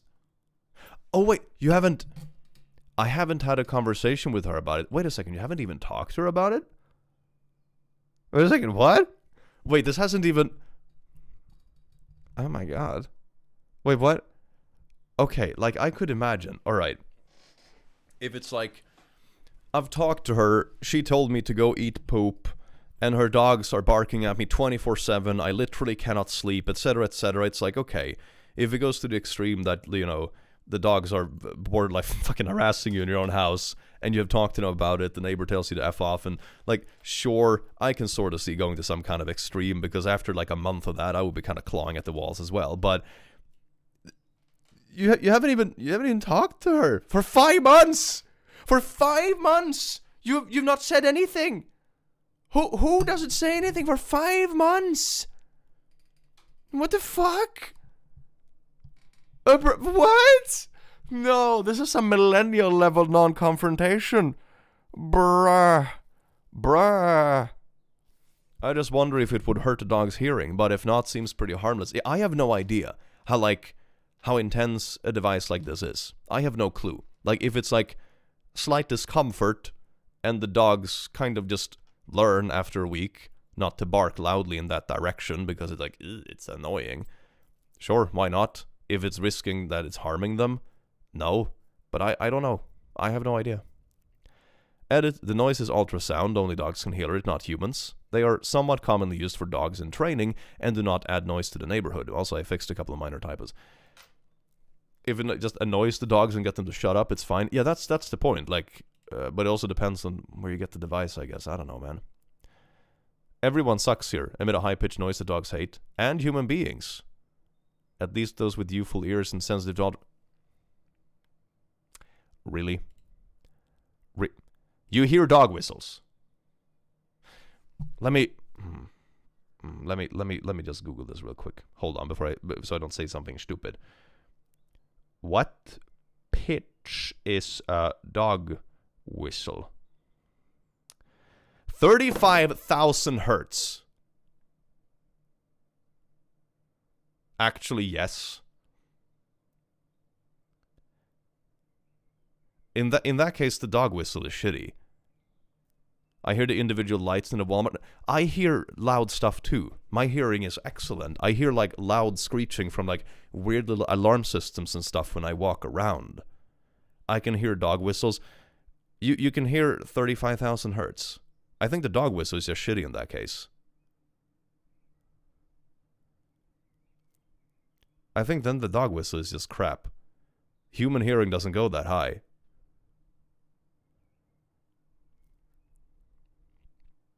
I can hear the ones designed for cats. What hertz is a cat whistle? Cat whistle hertz.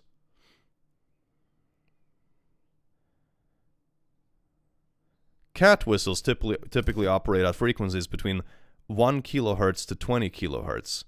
Okay, so it's 1K to 20K. That's perfectly normal human hearing range. Okay, I can buy people hearing cat whistles. That's perfectly normal hearing range. Dog whistles at 35K? In that case, I think the dog whistle is just shitty, honestly. There's no way. You shouldn't be able to hear the whistle itself, but you mostly can hear the hiss of the whistle, thus purely on the air movement. Maybe it's leftover frequencies. Maybe it's something like that, like it's a shitty whistle and you have secondary frequencies, like it's not a clean tone. Might be something like that. I don't know. I mean, I also know that I have heard things that I'm not supposed to hear, like shitty alarm systems. I remember I used to do horseback riding, and they had this shitty alarm system, and no one could hear it except me. I was like, does no one hear this? It's like constant, like in the entire building. Does no one hear this? And like, oh my god. So I can relate to hearing things that most people don't. But 35,000 hertz cannot be heard by a human. Yeah, 20 hertz to 20,000 hertz is human hearing. Yeah, exactly. You can even do those kind of audio tests if you have decent headphones. But I think in that case it's just shitty dog whistles, that you have some leftover frequencies in other frequencies. Because the 35K tone, there's no way in hell that you're hearing that.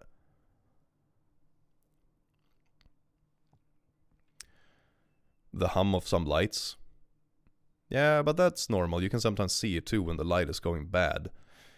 Frequencies become weird when lights are getting shitty. Please stop, you're incorrect. Wait, what do you mean? Humans cannot... What part is incorrect?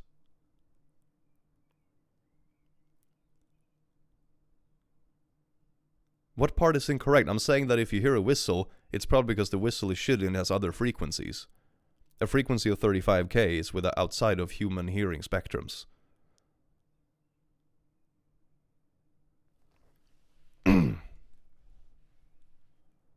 I am a teacher of deaf students? Wait, but what does that have to do with dog whistles? Some people can hear those frequencies. Okay.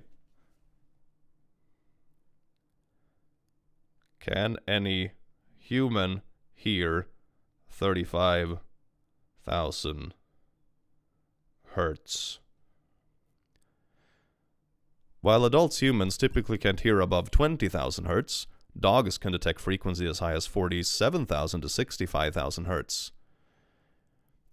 I think what you mean, honestly, because I have never heard about a human that can hear above 20k, I think it's just shitty dog whistles. I think it's shitty dog whistles. You know, if you have a cheap dog whistle or a crappy device where, for example, you have some leak through the electronics or you don't have a pure tone, you're gonna have multiple frequencies. You know, if you have one single pure tone, 28k kilohertz in lab tests, apparently that's the world record. I mean, that's still well below that's still like well below 35k. Okay, world record. This is like an interesting rabbit hole. I kind of like this. World record highest pitch human hearing. Okay, let's see.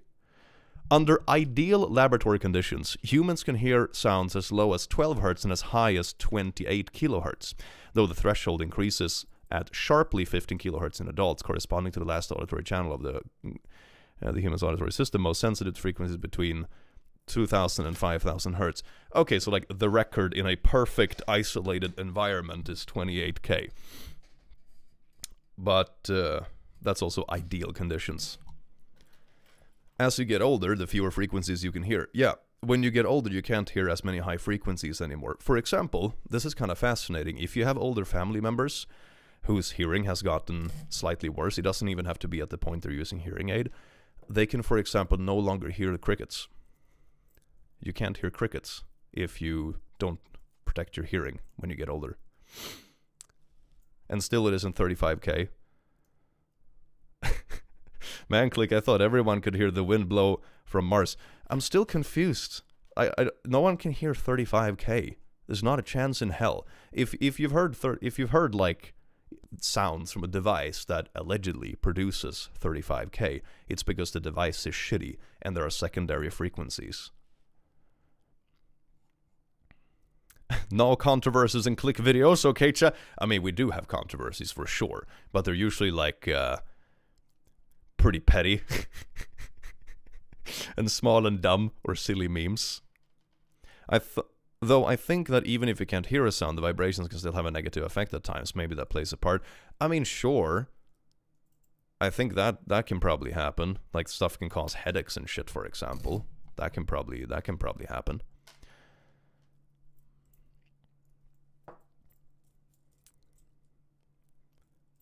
My hearing stops just short of 20,000 hertz. That makes sense. That's pretty normal for an adult that has protected their hearings, to be honest. Youth for your sense of ultrasonic. Also, typically have bylaws or things like this.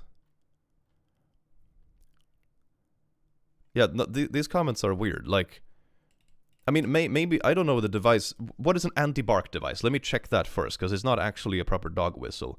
Anti-bark device frequency.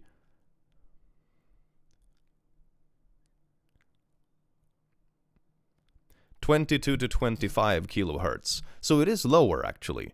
I would still argue it's definitely outside the range of what most humans would ever hear in an outside condition. Like 22 to 25 kilohertz is not gonna be noticeable most of the time. So I feel like these comments are still kind of off. Like, don't get me wrong, I'm not sure if this kind of device is harmful or not. I'm not defending the device. I don't know anything about them. But, yeah, it's like, it's still outside of normal hearing.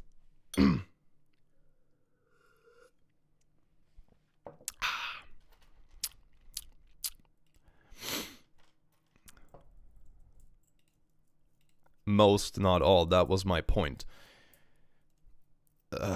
Jesus Christ, 25k. We're getting really fucking close to the world record in isolated laboratory results, okay? That's the point. Like, sure, you can say most, but it's gonna be 99.9% or whatever. Like, bruh. Come on. 22k is close enough to be worth avoiding, in my opinion, since kids have higher range. Maybe, I don't know. Depends on the device, I guess. But yeah, I would still argue that this person should just talk to the neighbor. It feels weird that they've lived there for 5 months and not even spoken about it, if it's that much of a problem. Some deaf people / hard of hearing, if their hearing aids are not properly wide range calibrated, they can hear some dog whistles, since 2 deaf cousins are hard of hearing. Ah, that makes sense. Yeah, that makes perfect sense, because then you have some sort of adapter that can probably on an electronic level capture the hertz and then and then transfer it. So that makes perfect sense. But there would also need to be some with hearing aids, like in the vicinity of this thing, I guess.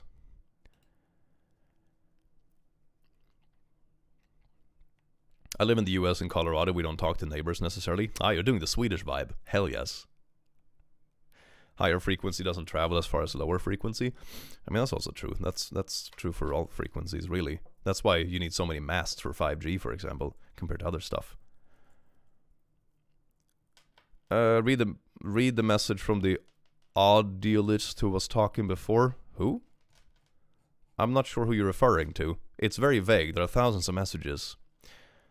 Neuro issue where I can hear someone but can't understand what they're saying.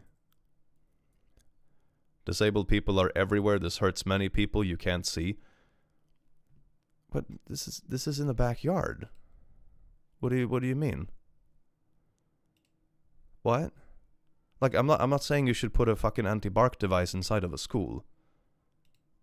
What? I don't think anyone has said they don't exist, but like, in that case, someone would have to be a hearing aid between this 27-year-old, the neighbor specifically, and their 3 small dogs. Like, what? No one has said that disabled people don't exist, but this is like a very, very specific environment. Anyway, I'm gonna move on because I feel like we're fucking losing the plot with this one.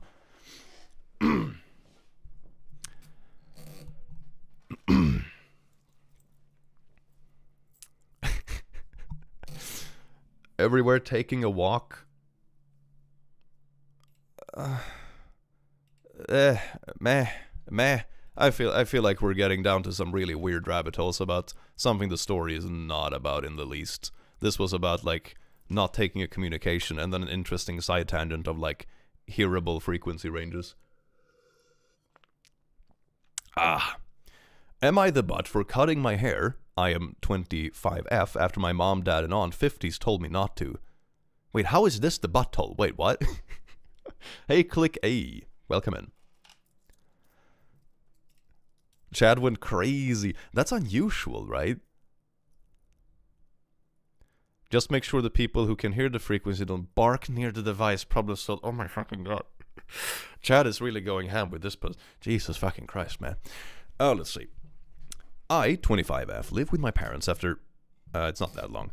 After graduating college. I am financially dependent on them. I have a job, but it doesn't pay much. My dad is currently going through a stressful time with his job. Lately, I've been going through a depressive episode, hoping to get out of it. I went to visit my college friends in Oregon. The trip went badly. I got my feelings hurt, also accidentally deleted all my iCloud photos, and I am devastated.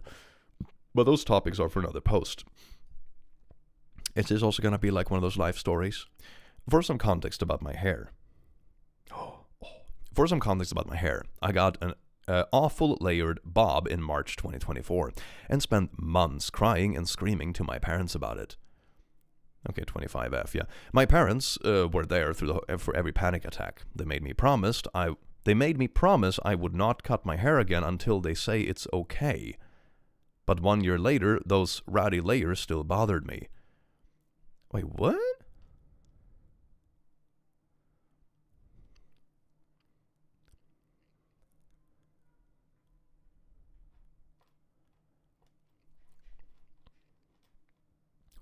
Okay, anyway. Since I was in Oregon without my parents, I thought this would be a perfect time to get my hair done. Why is your parents so controlling about your haircut when you're 25? I mean, I don't think my parents really cared about, even coming with me to cut my hair after I was 15, I FaceTime my mom, who was visiting my aunt in England right now. I don't see my aunt a lot since she lives in England. She still calls me my childhood nickname, Elf Ears, even though she knows it pisses me off. Elfiers don't do it, they said over FaceTime. I told them okay I won't, but then changed my mind and did it anyway. In an expensive hair salon in Oregon that cost 1 month of my work, if that matters. I like my hair now and feel much better about it. What? Wait, what? What are you... Oh? Oh? Maybe it's one of those we don't need another bad haircut incident again. Maybe like...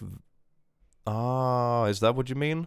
That is like a bit written a bit oddly, and it's more like the family was there when the old haircut became a huge deal, and then they're like, okay, don't do that again. Let's do it together. She said she doesn't earn much. Yeah, but still, like 1 month of my work, damn. I mean, might be like some. I know like some extra hair stuff can cost a lot. I like my hair now and feel much better about it. But when my mom, dad, and aunt found out over FaceTime that I cut my hair behind their back, they started saying things as, you broke your promise and you didn't stay true to your word. And even went as far as say, you hurt the people who love you the most. This is a bit of a weird story. There's probably a reason why these ones are in the controversial part. I didn't even know why my hair was that important. Why do they care so much? And I told them it's my body and I'm an adult. My dad's response, what about all the time we stayed up with you for your panic attacks? It took a toll on us. What about our bodies? Okay, so that seems to be more what the story is about. Like, yeah, got an offer layered bob in March 2024 and spent months crying and screaming to my parents about it. My parents were there for every panic attack. They made me promise I would not cut my hair again until they say it's okay, but 1 year later, those Rileys barred me. Okay. Yeah, it's like an odd story in general. But it also sounds, I don't know. She was never able to have the botched haircut fixed for a year. I'm confused. Yeah, me too. If I had a botched... I mean, maybe she didn't want it to be shorter or something like that. So it was like... I don't know, but... I don't know, man. I don't know. And also the response is odd, because if she's happy about the hair, then I would imagine the response would just be, oh, thank God. Everyone is going to be happy this time around. This story is... Why are these stories so weird? I don't get it. Are these like AI generated or something? God. None of them are currently on speaking terms with me, and it only makes my depression and heartache about losing my photos even worse. Because, yeah, the iCloud photos were lost. And as you can see, I come from a highly emotional family who tend to blow things out of proportion. Yeah, on all sides, I guess. From the looks of it, this post seems easy. Your body is your choice. Yeah, it's like weird that someone would try to control the haircut, but it's also if a haircut becomes such a big deal and it also puts load on the people around you, I can see them being like, shouldn't we like look at this together? So what I gathered from the haircut story, OP is financially dependent on fam. OP's had mental breakdowns after the last haircut, so parent helps OT through. Yeah, exactly. That seems to be it. So they stopped talking to her because she cut her hair. I mean, it all sounds like she spent months. So months were literally ruined because of a haircut, and they didn't try to fix the haircut. And the parents were there for it, but then the parents like ghost them because they cut their hair again without telling them. What? This just feels like a weird emotionally meshed family. This is when I read a story like this, I'm not super like interested in taking one party or the other because we don't have all the context or whatever, but I'm just glad I'm not there, man. God damn. Maybe that should be the button. It shouldn't be like, asshole or not the asshole. It's just like, I'm glad I'm not part of this. I think she can get whatever haircut she wants, but it's also her own responsibility if it turns out bad, and you can always get it restyled. Yeah, that's kind of I kind of agree, Damien. It's like, why didn't they just fix the haircut last time? If it's so bad that you spend months being upset about it, just fix it, or fucking shave it off and get a wig. I don't know. That's man. One thing.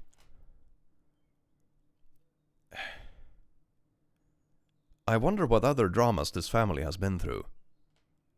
If this is what happens with haircuts. I'm hung up on the several month-long breakdown over it, though. Yeah, let's like sure, if you're like, you really like your hair and it's a big deal to you and it's like it turned out shit and it's like, man, you're bummed out for a few days, and then you get it fixed or whatever, or as good as you can. But oh yeah, I don't know, man. I wonder what historical drama this family has had if it's like this much over here.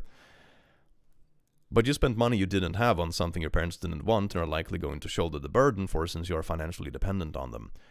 You had a cut last year, and nowhere have you mentioned whose choice that was. It's possible that your parents didn't want you to get another cut because they were afraid you'll go back in the same loop. And they are, as they mentioned, part of that loop, both financially and mentally.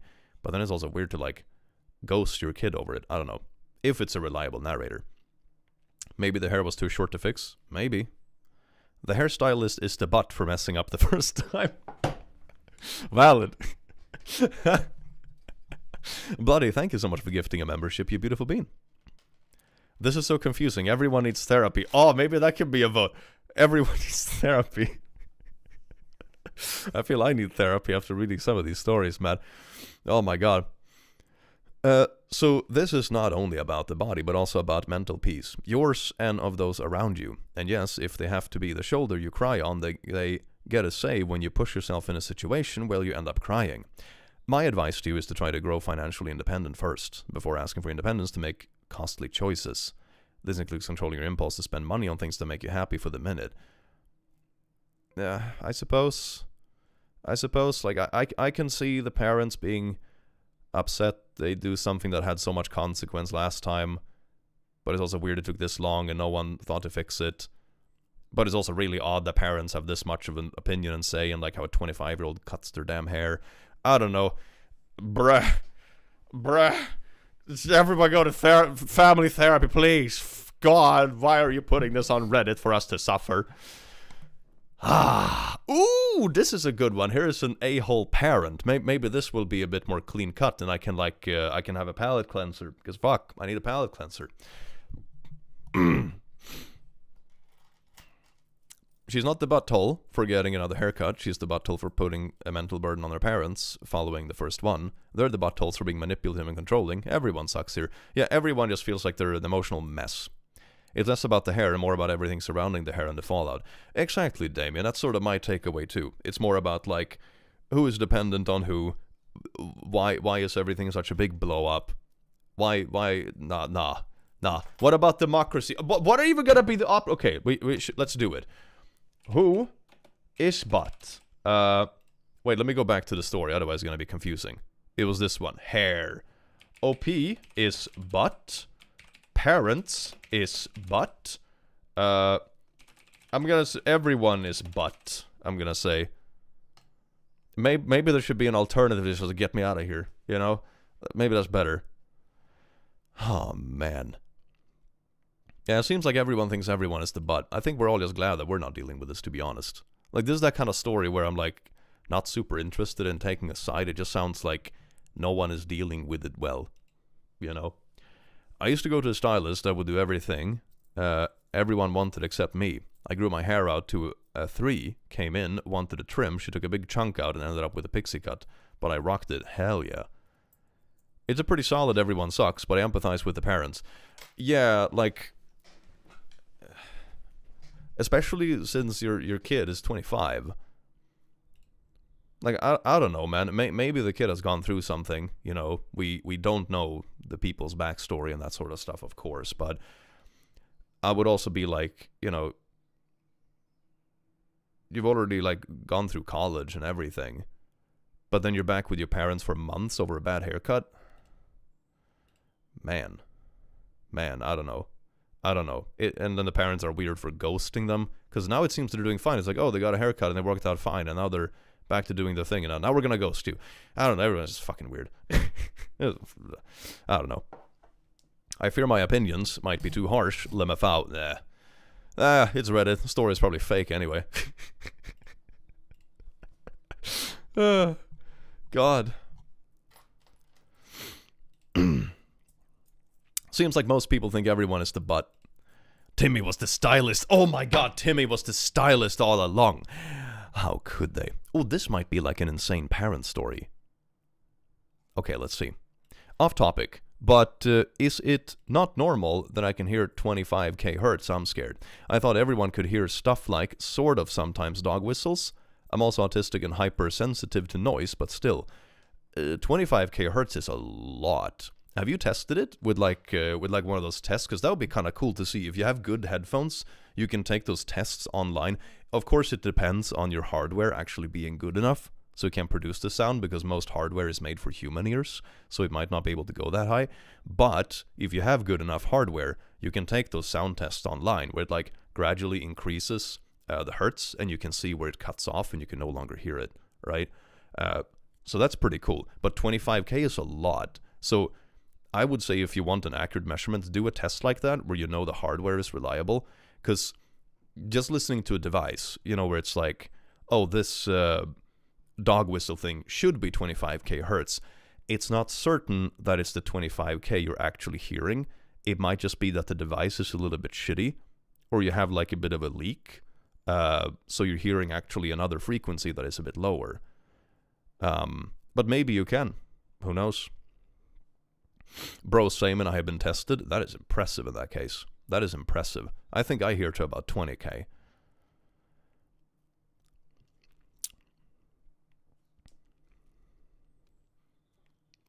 My cell phone played up to 20k hertz. I don't hear it, but this younger girl I know did. Yeah, I remember my old music teacher, for example, couldn't hear crickets because he had like a bit of damage to his hearing after working with loud music his whole life, you know? So when he went out in the night, he couldn't hear the crickets. Oh my god, are we back on frequencies? We're back on frequencies! Oh, we're back on frequencies! I hear voices. I hear my own voice. Love it. Am I the butt? My 17 male broke our agreement. This is marked as the asshole and has 0 upvotes. This is promising. My 54M son has been letting his room go, and it is absolutely filthy. He doesn't have any food or anything like that, but is incredibly cluttered with clothes, textbooks, use Kleenex, and is just in disarray. The agreement was I would give him 90 minutes of gaming on his laptop, in return for him going on an outdoor walk and then cleaning his room. Okay. For context, he barely leaves the house and all he does is play video games. I can't relate, except that I also record meme videos. You know, fucking goals, man. Except for when being punished for missing homework and I take his things. At those times, he just sits in his room and does nothing, as far as I know. I don't think my parents ever took my things when I was 17 years old. I'm gonna be honest, that was more of a thing they did when I was like 10 and obviously couldn't handle my screen time. You know? Anyway, so he gets his computer time. It was supposed to end at 7, which is actually 95 minutes. Any rate, I'm finishing my food, so I don't go in there right away. I go in at 7:15 to tell him it's time to turn the things off, which is 15 minutes after agreed upon time. He says, give me a second. He doesn't ask, he tells me. Knowing his temperament, I decide this is the best course of action, which is pretty much how it always goes. Probably an online game, you know, you can't pause it. Hell yeah. That was actually funny in my relationship. This used to be me, right? When it's like, oh, honey, let's go cook. And I'm like, give me 10 minutes. I can't pause this. And that would always be like what do you mean you can't pause it? Da-da-da-da. Until I got my partner into video games as well. And then, a couple of times, I was like, all right, honey, it's time to go. And we're like, oh, wait a minute, I'm finishing the day in Stardew. I can't finish it in the middle of the day. And I was like, ha! Now you know exactly how it is. And that solved all the problems of the give me 10 minutes when you're finishing a game. Oh. Yes. Yes. God, that's how you do it. That's how you do it. So basically get your parent into Stardew Valley, and then they have to finish the days, and they know what it means to like finish a game at specific checkpoints or whatever, you know? There you go. There you go, baby. After a few moments, I got tired of waiting and told him he needed to turn it off. He countered with the fact that he was trying to exit the game, as in his character leaving the area in a way that allowed him to save his progress. Exactly, yeah! You see, you should just force your dad to play Stardew Valley so he knows what it's like when you can't save on a whim. After some back and forth, I insisted I turn it off immediately. At which point he turned it off, but declared he was not going on his walk or cleaning his room. He says it's my fault. I mean, bro probably lost an hour of progress. Am I the butt? Oh boy, I remember the days of being a kid and can't you just pause it? You can pause Stardew Valley. Yeah, but I mean, maybe you don't want to leave the computer and like stand by, you know, that kind of thing. And sometimes, at least in my experience, I have games that I have paused in the past, and then the computer goes into sleep or something and the game crashes. It sucks. It sucks. I want to save. I've had enough blue screens and shit in my day. I want to save.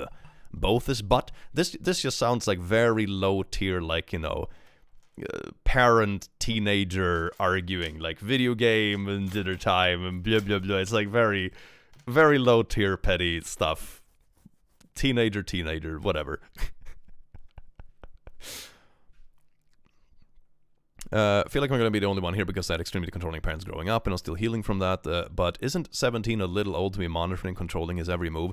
Yeah, that's sort of what I reacted to. Like, I remember when my parents put like a screen time for me because it was obvious I wasn't dealing with it well. I had like my first video games or whatever. But the difference is I was like 10, right? I was like 10 years old and they realized that, oh shit, he just had a new game and he's been sitting in front of that screen staring at it for 7 hours on a Saturday. Maybe we should set some healthy boundaries for this so he doesn't spend, you know, every weekend day just playing Warcraft 2, you know? Maybe that's a good idea. And that I can totally agree with, because as a young child, I don't think you have the tools to deal with that in a healthy way. But when you're 17, it becomes more and more of a conscious choice, you know? I can perfectly admit to myself even nowadays that, like, yeah, if I'm like a bit under the weather or bored or don't feel like doing anything else, I can totally spend just fucking 6 hours straight on a Sunday playing some damn video game. But it's also very knowingly, and I also know that I'm not like skipping out on something important because of it, right? 10-year-old game addict, clicky, who knew? Well, who could have seen that one coming, eh? A 17-year-old can have an actual adult conversation with. Yeah, that's what I mean. Like, a 17 is relatively old in that way. So, I don't know. You have him on a schedule, you're limiting his screen time, forcing him to keep his room the way you want it, making him go on walks. If I read that correctly, he's going to be an adult next year. He's fully cooked. You didn't effectively communicate to him why these things are important when he was impressionable. So now you're going to what? Begin his adulthood by controlling and being critical? It just seems like it's time for him to be feeling the consequence of his own actions within his own life and taking that responsibility on his own. Yeah, at some point you have to do that. Like, it's one thing if your kids are doing something like actively dangerous or whatever, but, you know, at some point you have to kind of want to do it, especially when they're getting to adulthood. If you're 17, you're old enough to know when you should be on gaming and when you shouldn't be. And when it's time to lock in.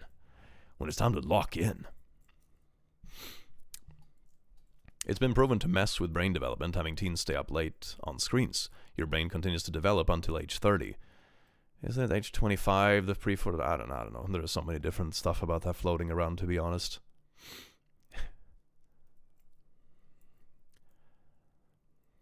Age 25, yeah. But that's also like specific parts of your brain that like physically matures. Your brain changes your whole life. Like, it can change after that point too. You know, you learn new things, it changes. Your personality can change a little bit at least. Or you can just go through some sweet trauma or something and it changes a lot. Or, you know, you deal with some, for example, blockers or issues or something like that, which can change a lot. So it's like, we always change. We always do be changing. And you are supposed to be in his corner, so, but yeah. You aren't setting proper expectations. I think this is just pure communication, right? It's like some classic teenager drama, but it sounds like it's just outdated parenting strats. Like, this is the kind of stuff I would expect, you know, if the kid is 12, not 17. Like, you need to sit them down and be like, hey, Timmy, if you don't actually study and go for walks, you're gonna fail school and you're gonna be depressed because of phone screens. But it's sort of true when it comes to extremes, you know? You can have an adult conversation with a 10-year-old too. People just don't try. Yeah, you can. You can, I suppose. Sort of, at least. I'm concerned by the he does nothing as far as I know. So he sits in his room. I mean, is it when he comes home from school? I guess. Because he's 17, so I'm guessing he goes to school, right? letting his room go and is absolutely filthy. I mean, he's also 17. 17-year-old boys aren't known for being the most cleanly ever. I believe it's age 27 when the brain fully matures. I definitely didn't feel like a full adult till I hit 27. I mean, maybe the same for me, but I also think that had a lot to do with, like, 27 is when I was also, like, fully graduated from uni. I had, like, worked for a year, saved a bit of money. I think that's when I felt like an adult, because I could do all adult stuff. You know, before that I was still kind of a student. So I think both, probably. A telling line in this is, he doesn't ask, he tells me. The framing there is very revealing of the father-son relationship. Yeah, that's true. That's true. This one, it's very like, respect. Yeah, he didn't ask permission. He just told me. Give me a second isn't a rude thing to say. You know? Nitpicking this is weird. I agree. It's like, oh, can you please give me a second, ? Dear Sir Father? It's like, oh, just hold on a sec. That's not disrespectful. That's a super common line. Yeah, so I'm gonna do a little poll for this one, because this is fun. Who is but son, father, and I'm also just gonna have like, no one is but, or everyone is but. You see, this is an interesting one. We have all the options. This is great democracy. Hell yeah. Maybe people's brain finish maturing at different times. Maybe. I mean, now we're just like, I'm not a brain biologist, to be honest. You're asking a meme streamer.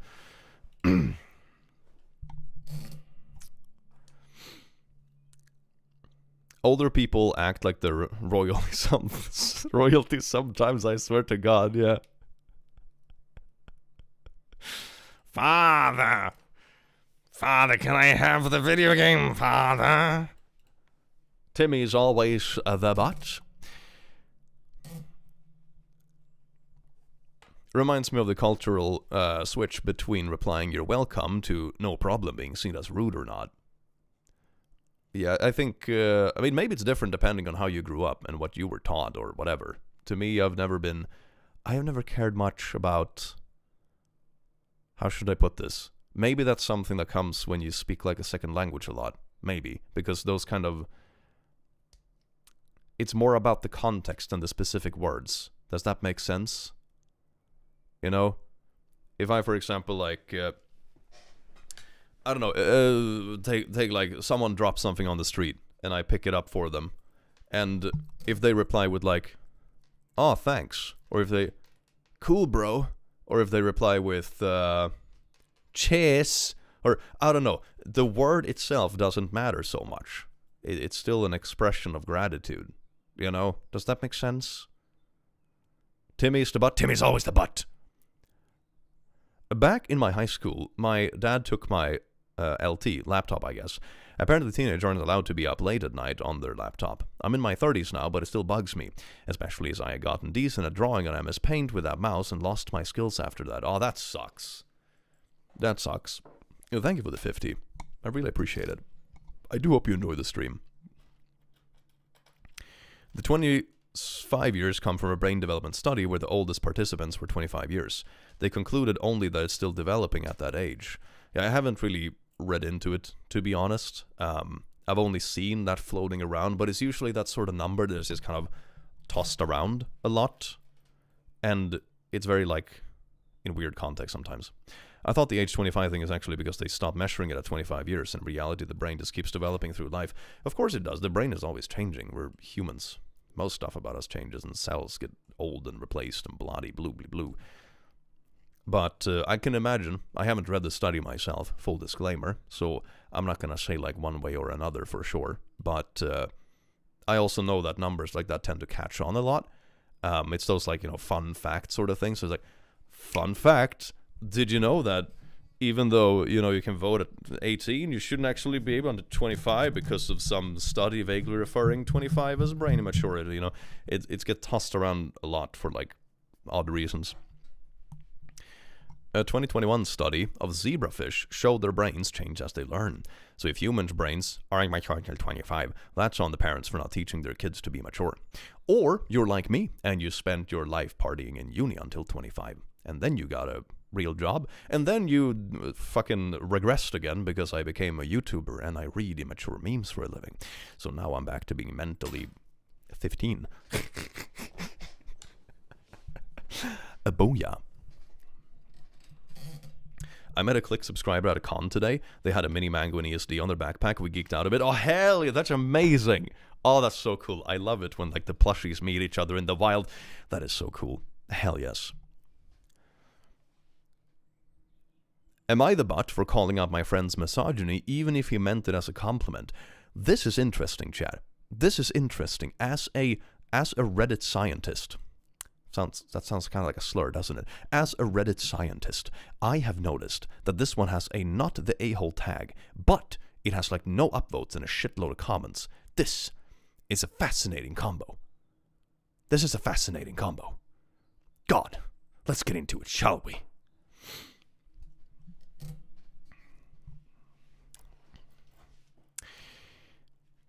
Calling out my friend's misogyny, even if he meant it as a compliment. John, thank you so much for the 20 gifted subs. My god, that's way too generous. We've had so many cool subs today. Well, thank you so very much. Remember to check out the Discord, link in the description. You get like special roles if you link your account to YouTube. If you have like a membership. It's very badass. How can misogyny be a compliment? Yeah, probably like, you know, oh, you threw that ball hard for a girl. Or you throw it as hard as boys usually do. Maybe, we'll see. A few days ago, 5 friends of mine were chilling at home. One of my friends, let's call him Tom, was telling us about his traffic violation stories, I guess his traffic violation stories. He said 2 stories. In the first one, he talked about how he got pulled over and the cop gave him 2 tickets and a warning. The story started as, I got pulled over and the cop walked over to the passenger side since I was on the side that was facing the road. The second story was also about being pulled over, but he started the story like, I saw the police lights and a cop walking over a lady cop, a female cop.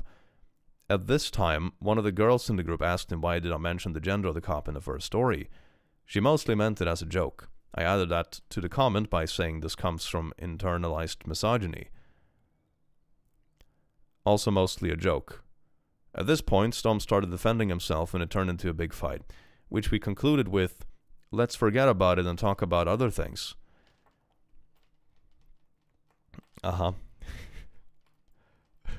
Gotta get started on MK work. Enjoy the Am I the Buttle, bro. Thank you, Damien. Thank you so much for dropping by. Remember, everyone in the chat, to toss Damien a little followy-wallowy if you enjoy his voices and silly demeanor. I sure do, at least. Thank you so much, Damien. I do hope you enjoy your recording work. Heck yes. My boyfriend, who was also there, said he does not see an issue with his comment and did not need to be a big argument. My stance was, it's not an issue, but the fact that the first thing he mentioned about the cop is her gender was a little unsettling. What is this? I think they mean implicit bias, internalized misogyny refers to beliefs about women, the self as a woman held by women. Yeah, I think it's just implicit bias, that like if you say the word cop, most people picture like a dude with a mustache in sunglasses and a cop uniform, you know? It's like that's the stereotypical thing that pops into your head if you say cop. That's the bias. So then you say a lady cop and it's no longer the dude with the sunglasses and the mustache. You know? So, not the right word, I suppose. Even if he was complimenting her for her understanding. So am I the asshole for calling out my friend for mentioning the gender of the second cop who was female and not the first cop who was male?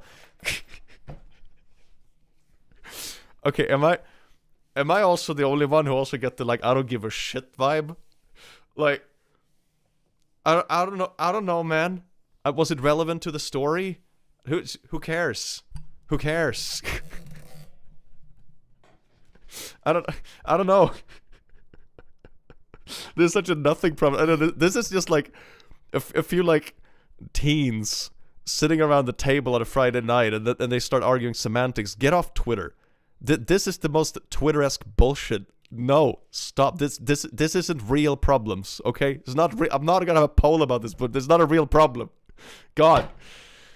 A lot of these posts sound so weird. Yeah, it's like minor arguments, and then I think people feel bad about it, and then they want someone in their corner, so they take to the subreddit. You know, I think that's sort of where these stories come from. It's not actual big arguments or like life-deciding things or anything. It's just like petty little weird uncomfortable things. Find another story? drinking my friend's beer at a barbecue. This is marked as the butthole. Oh, let's get a good butthole story. Bloody, thank you so much for gifting 5 membership.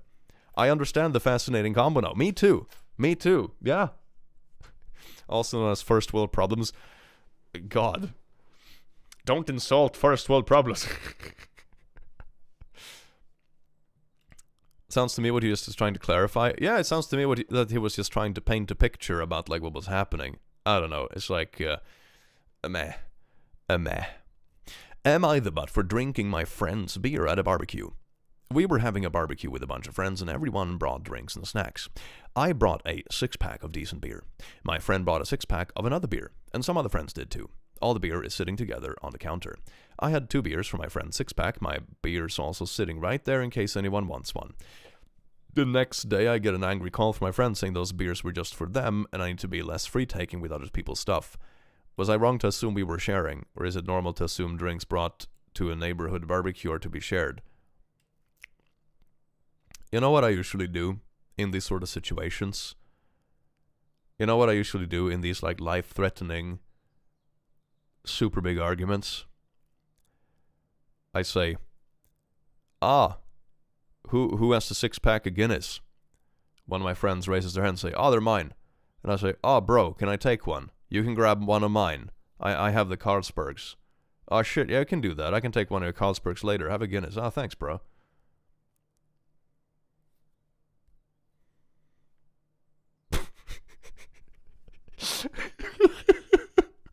Why do you need to write a post about this? Fuck. God.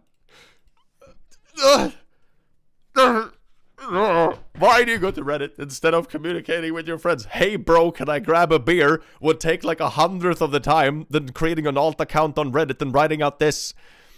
God, there should be a marker. Like you're the butthole for just writing this. Learn to talk. God. Should we just go back to like top posts?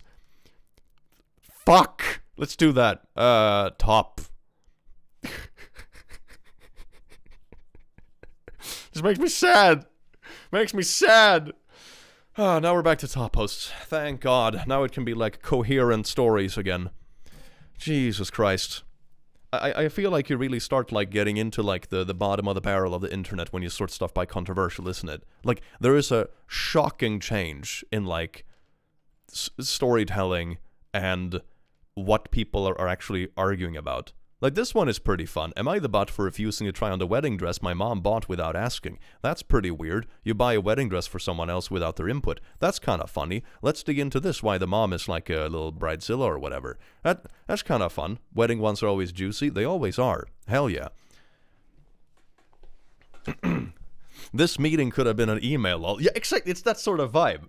This meeting could have been an email, but instead it's like this Am I the Butthole post could have been a hey bro, can I grab a beer? I-28F recently got engaged and was excited to pick out my wedding dress. Something I have always looked forward to doing myself. My mom, 56F, took it upon herself to buy a wedding dress for me. She never asked me to go shopping together or send me ideas. She literally went out, bought a dress she liked, and then put it in my closet without saying anything. When you just wake up to a random wedding dress in your room? That is so weird. I mean, just randomly waking up to someone putting clothes in your room. I mean, sure, it can be a partner. Like, if your partner comes, you know, you come home and they're like, hey, I picked up some undies for you because all your undies have holes in them. That's one thing. Like, hell yeah. But a wedding dress. Really? Holy shit. Okay. I just found it one day while getting something else. No conversation, no heads up, just a dress hanging there. Oh my god. It's nothing like what I had chosen for myself. It's super traditional, big, puffy, very Princess Bride, and just not me. She never asked me what I like, what styles I was thinking about, or if I even wanted help. I feel hurt that she didn't involve me at all. Now she's upset I haven't tried it on and says I'm being ungrateful. Did she just break into your house to try to force a wedding dress on you? What the hell? Oh, that's great. Oh my gosh. Family is saying I should just try it on to make her happy, but it feels like she made a big decision about my wedding without me. She let my 2 older sisters have their wedding dress moments, and she didn't even bother to ask me what I wanted. That's so weird. That is so weird. What? Is she gonna surprise book the venue next time as well? Like, oh no, I always thought you wanted to have a wedding in the, I don't know, in the basement of a cemetery. That's great, honey. I always thought this is what I booked it for you. If you don't do it now, you're ungrateful. Am I the butt for refusing to put it on? I see a lot of comments about me changing my lock, but I wanted to clarify that I found this wedding dress in my childhood closet in my parents' house. They kept all our rooms the same, so sometimes I store clothes that don't fit me there. That is when I found the wedding dress my mom intended for me. For everyone asking about the cause. Okay, so she didn't actually break into like her house. But it's still kind of weird to buy your daughter a wedding dress and hang it in her own childhood room for her to randomly find a while later. Slightly less invasive, but really weird. I actually don't know how much the dress costs. I didn't ask, and honestly, I don't want to know. The dress isn't my style at all, and I'd probably be horrified to find out how much was spent on something I had no say in and don't even like. Just return it. Just return it. Based on how my mom usually shops, I wouldn't be surprised if it was over $500 to $1,000. Weddings are bullshit. They are bullshit to plan. Get married, come back, tell everyone 3 months later and say, oh, by the way, we're married. If you want the party, you plan it. Just tell me date, time. Hell yeah. Hell yeah. Weddings should be fun. But again, this whole situation isn't really about the price tag. It's about not being included in such a personal decision and feeling like my preferences didn't matter. I mean, it's your wedding. You shouldn't even listen to her. It's like, oh, you bought a wedding dress. That's weird. I didn't know you were getting married. Anyway, I'm gonna go shopping for my wedding dress. Like, that's sort of how you deal with this sort of stuff. It's like, what? Don't even entertain this. Like, God. Her explanation was that she thought it was pretty and that I should look at the price tag. I told her, what if I don't like it? Then she told me to look at the price tag again. That's also like the most soulless thing ever. What is that what you're going to remember from the wedding pictures? It's not going to be like the dress you wanted or the little custom thing. I had a friend of mine who actually made their own wedding dress because they're really into sewing and stuff. That is so freaking cool. Well, imagine that sort of memory when you look at those pictures in a few years. Holy shit, that is so badass. But this is going to be like, yeah, you see those pictures? Zoom in, zoom in, zoom in more. Yeah, there's the price tag. Fuck yeah. You know, when we account for the inflation back then, that's a lot of, yeah, baby. What? That's the equivalent of saving a receipt. Bruh? She didn't understand why I was so upset. I emotionally shut down and ended the combo because I knew she was going to steamroll me. What the hell was on the price tag?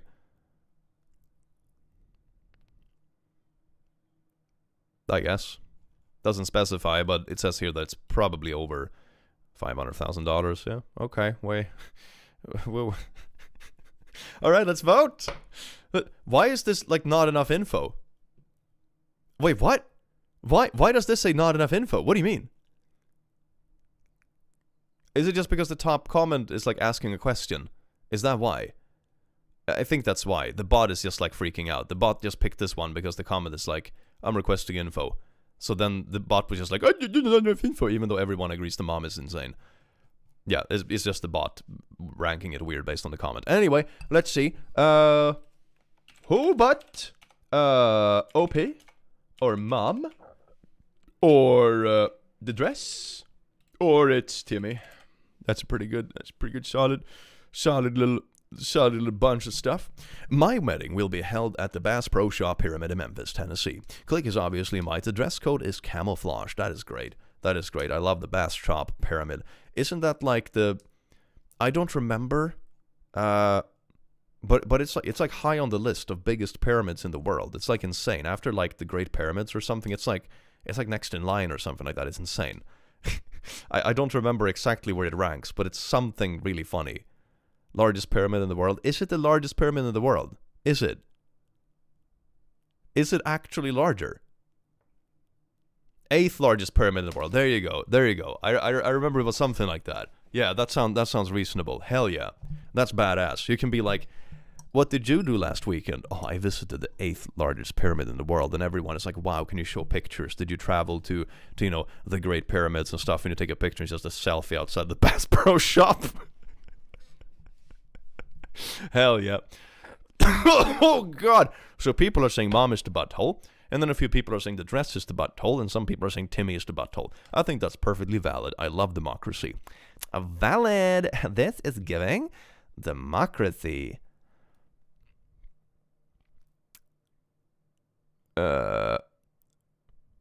Am I the butt for not inviting my nephew to my son's birthday party? Spicy. Family parent drama with little kids involved. Hell yes. Damn, no percent for OP. Good, OP doesn't deserve a percent. Hell yes. America at last gave us the great Bass Pro Shop pyramid. Oh yes, indeed. It's like when you look at the wonders of the world, like the Eiffel Tower, the pyramids, all that kind of stuff, and then you have the Bass Pro Shop. Fuck yeah. Am I the butt for not inviting my nephew to my son's birthday party? You know what I love about these kind of stories? It's that they're formulated in a way where it's like, I denied a child a birthday party. And then it's like so clearly not the butthole, and it has a lot of upvotes. So it's like, this is obviously going to be unhinged. It's like, yeah, the nephew's a little psychopath who microwaved my son's cat 2 weeks ago, so I'm not sure if I'm comfortable inviting him, but the title makes it sound like you're just denying a random kid a birthday, I'm calling it. It's going to be something cursed. I, 35F, have a son, Cillian, 14M, who was just recently had a birthday. The issue stems from his birthday from last year, where he invited all his cousins and his friends to celebrate him. The party went great for the first half, but when it came time to cut the cake, I went over to the fridge to go get it, and it was half eaten. I was obviously upset about this because this had been a cake that I had made by a professional baker that cost me around $140, and my son really loved the design. I asked to eat the cake, and my sister, 44F, laughed it off when her son, Robbie, 16M, told her that he ate the cake because he was hungry.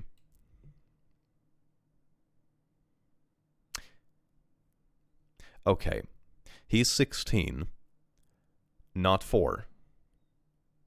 Okay? He's 16. Are you kidding? Bruh. You absolutely know what you're fucking doing. Are you kidding me? Okay. To be clear, the cake wasn't the only food at the party. Throughout the party, we served many different dishes, such as wings, veggie platters, pizzas, chips, and sodas.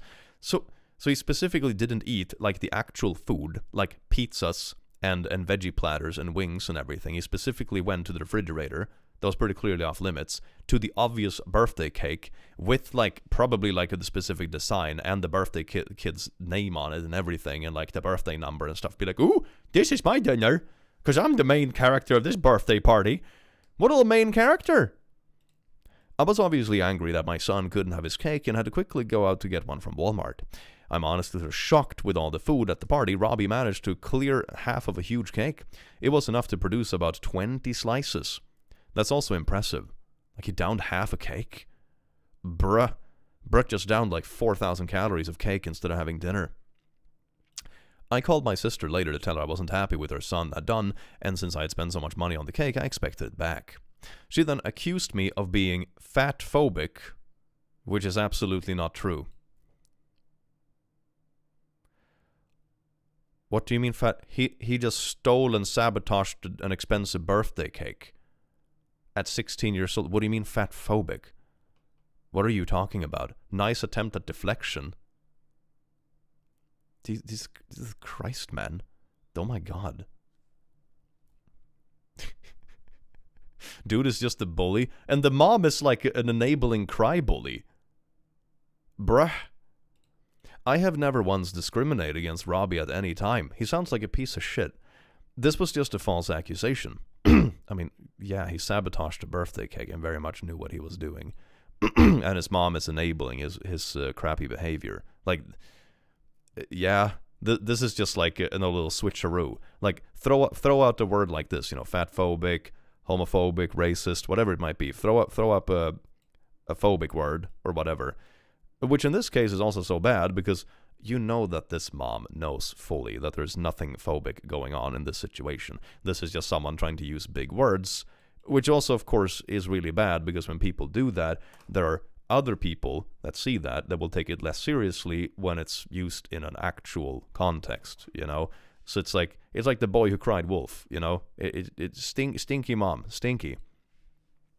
To explain, Robbie has a weight problem, has been having issues with binging since he was around 13, which is why he is about 250 pounds, and my sister has never failed to let anyone know of that, and expects for everyone to bend over backwards for Robbie since he has it hard. Doesn't seem to have it so hard he can't walk over to the refrigerator, not in his house, and eat someone else's $140 birthday cake. What?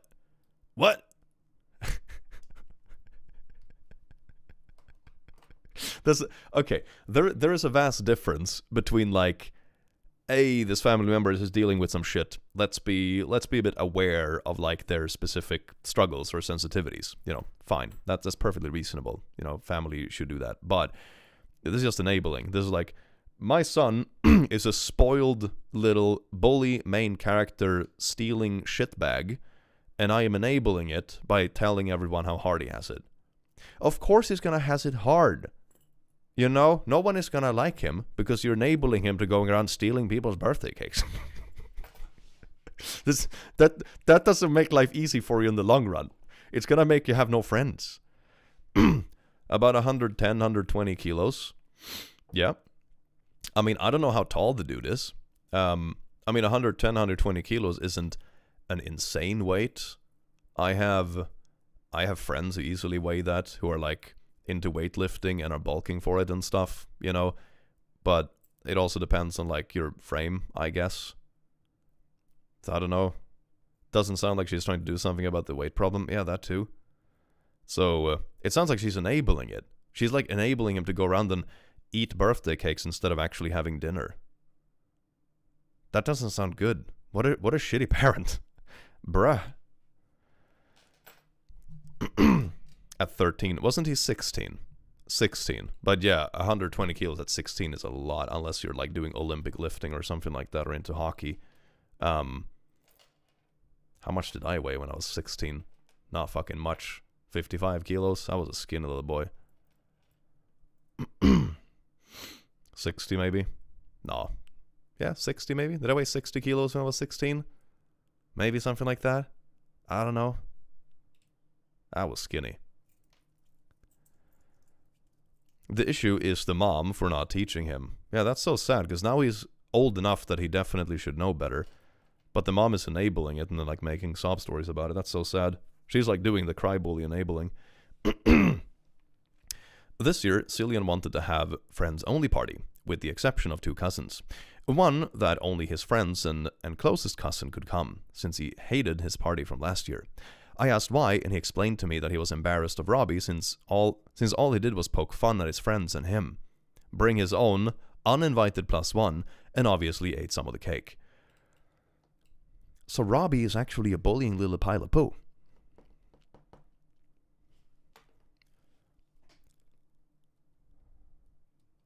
So Robbie is a pile of poo. You can weigh more and be a good person. I don't think anyone is arguing that Robbie's main issue is that he have a few extra pounds. Robbie's issue is that he is a cry bully who steals birthday cakes, bullies people at their own birthday party, and has a cry bully mom who enables it. That's the problem. I don't think anyone cares that he has a few extra pounds. No one gives a shit. Like, this is... Oh my god, he sounds insufferable. Like, this is insane. Robbie basically ruined his entire birthday party. Bruh. I complied and only invited his friends and allowed 2 of his cousins to join as well. Luckily, some of my siblings were understanding. The only one who had an issue with this was my sister. She called me to ask why Robbie wasn't invited, and I explained to her that Cillian doesn't want him there because of what he did last year. My sister was infuriated, and she said she knew we had an issue with her son's weight. Yeah, exactly, it's the weight. It's not the fact that, you know, he stole half the birthday cake before it was even, you didn't even pay it back, and then he also bullied the birthday kid and the birthday kid's friends at the birthday kid's own birthday party. But now you're turning it around and be like, you're discriminating him. that whole family is just fucking cry bullies. That whole family is just cry bullies, man. Since then, she has been ranting all over Facebook, and I've been getting calls from relatives, and this entire situation has been stressing me out. Am I the butt? Bloody thank you so much for 5 Gitva members, hell yeah. Ranting on Facebook is so cringe. What is a cry bully? A cry bully is someone who bullies you, but then they will cry victim whenever there is any consequence for their bullying. You know? That's cry bullying. Which is essentially what this is. Like this whole thing. I asked why and explained to me that he was embarrassed of Robbie, since all he did was poke fun at him and his friends, and bring his own uninvited +1 and ate half the cake. So like last year Robbie was teasing and bullying the birthday boy and his friends, sabotaged the birthday cake, brought other people that weren't invited, and so on and so forth. And then when it's like, okay, you acted like a pile of poo-poo, you're not invited to the birthday party this year, then the mom tried to make him the victim. That's cry bullies. Robbie's not a victim. He's a pile of poo. It's a very simple lazy Darva move. Yeah, super lazy Darva move. Yeah. It's just like victimizing yourself when you as the bully try to claim that you're the victim in the situation. Mom is the cry bully. Robbie is a victim in learning to also become a cry bully. But in the end is also a cry bully. Yep. Like I wouldn't invite him either. Jesus. So stinky.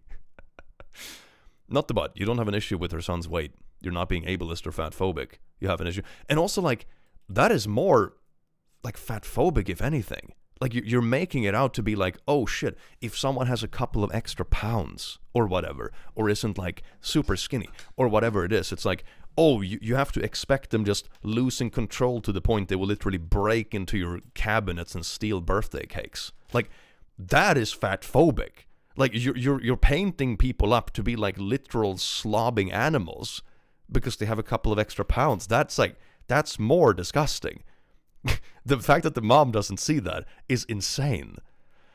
Dear God, man. Dear God.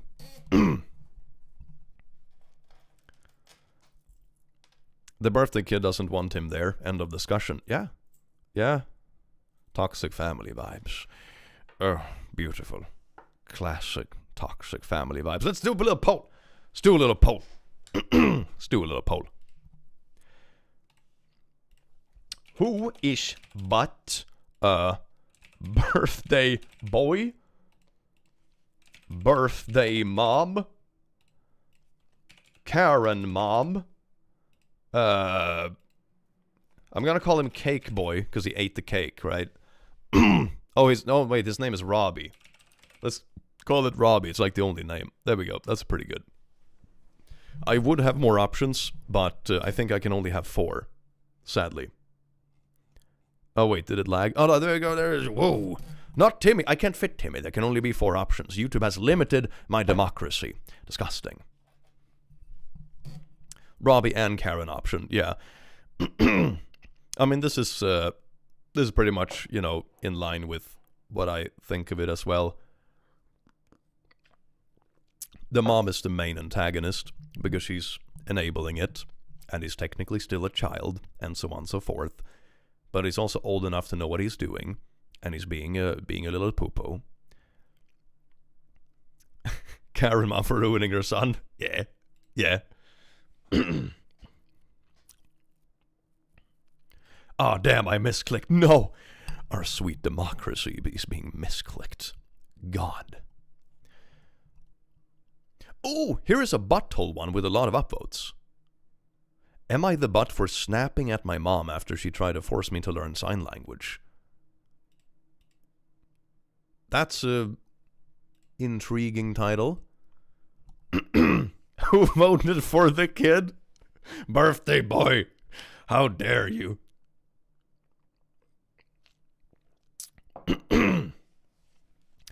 Robbie is old enough, but he was taught wrong things his whole life. Yeah, exactly. I mean, the mom is the main issue. Like a 16-year-old is going to act poorly if the parents taught them to act poorly and are enabling it, you know.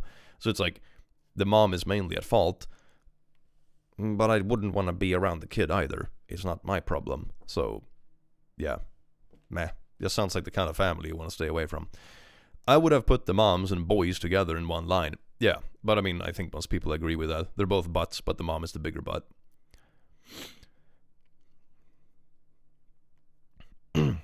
Mama didn't raise Bobby properly, so she's mainly at fault. Yeah, exactly, because he's still young and etc. Like, and she's also like enabling it. Even when confronted by the other parents, she's still enabling it.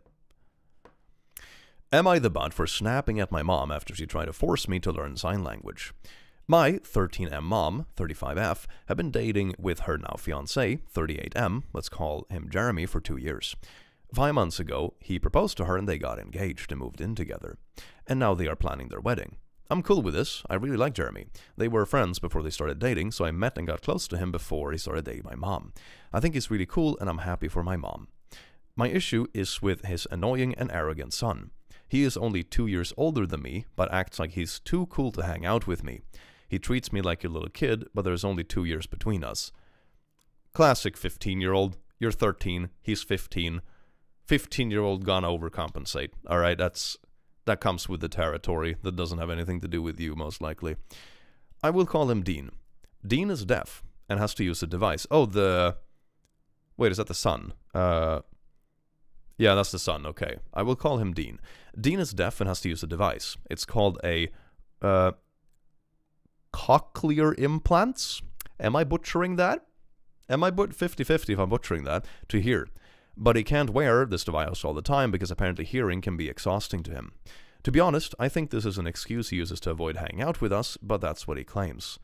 I can see like a device being uncomfortable or whatever. Why did I read 10 to... I got it right! Oh my god, my dyslexitiveness is not betraying me today. Anyway, he and Jeremy both know sign language, but my mom and I don't. My mom has started learning after she got engaged with Jeremy, and she's pressuring me to learn too. But I'm refusing because I don't want to spend my time learning a new language for him when he clearly doesn't even like me. That's the weird thing to demand. Like, when I was reading this post, I assumed it was like, I don't know, more someone closer. Does that make sense? Not like a to-be step-sibling who you don't even like. You know? Hearing can be so exhausting for deaf people. Yeah, I can imagine. When I worked at Laterman, I was fluent in sign language. Now I'm relearning it. It's a beautiful language. Hell yeah. I use disability aids and like walking is exhausting. It's why I use crutches and why I sometimes don't bother moving from spot at all. I have a grabber for the days my body really hurts. Yeah, like I can imagine it being like uncomfortable. Or, you know, it makes weird sounds or it's sensitive to the wrong things or whatever. Like with the dog story, you know? Yeah. My mom says I'm being disrespectful because we now basically live semi-together. He comes to stay with Jeremy on the weekends. I live with my mom full time. So unfortunately I have to stay with Dean on weekends. Okay, but here's also the thing, right? Like, hearing aids can be overwhelming, definitely. But this kid didn't choose to, like, marry into this family. Also, they're teenagers. Like, this kid is already 15, probably gonna turn 16 this year or whatever. So he's gonna be off to college or whatever in a couple of years anyway. Like, I don't know. Like, especially if the step-sibling is being kind of a dick. Meh.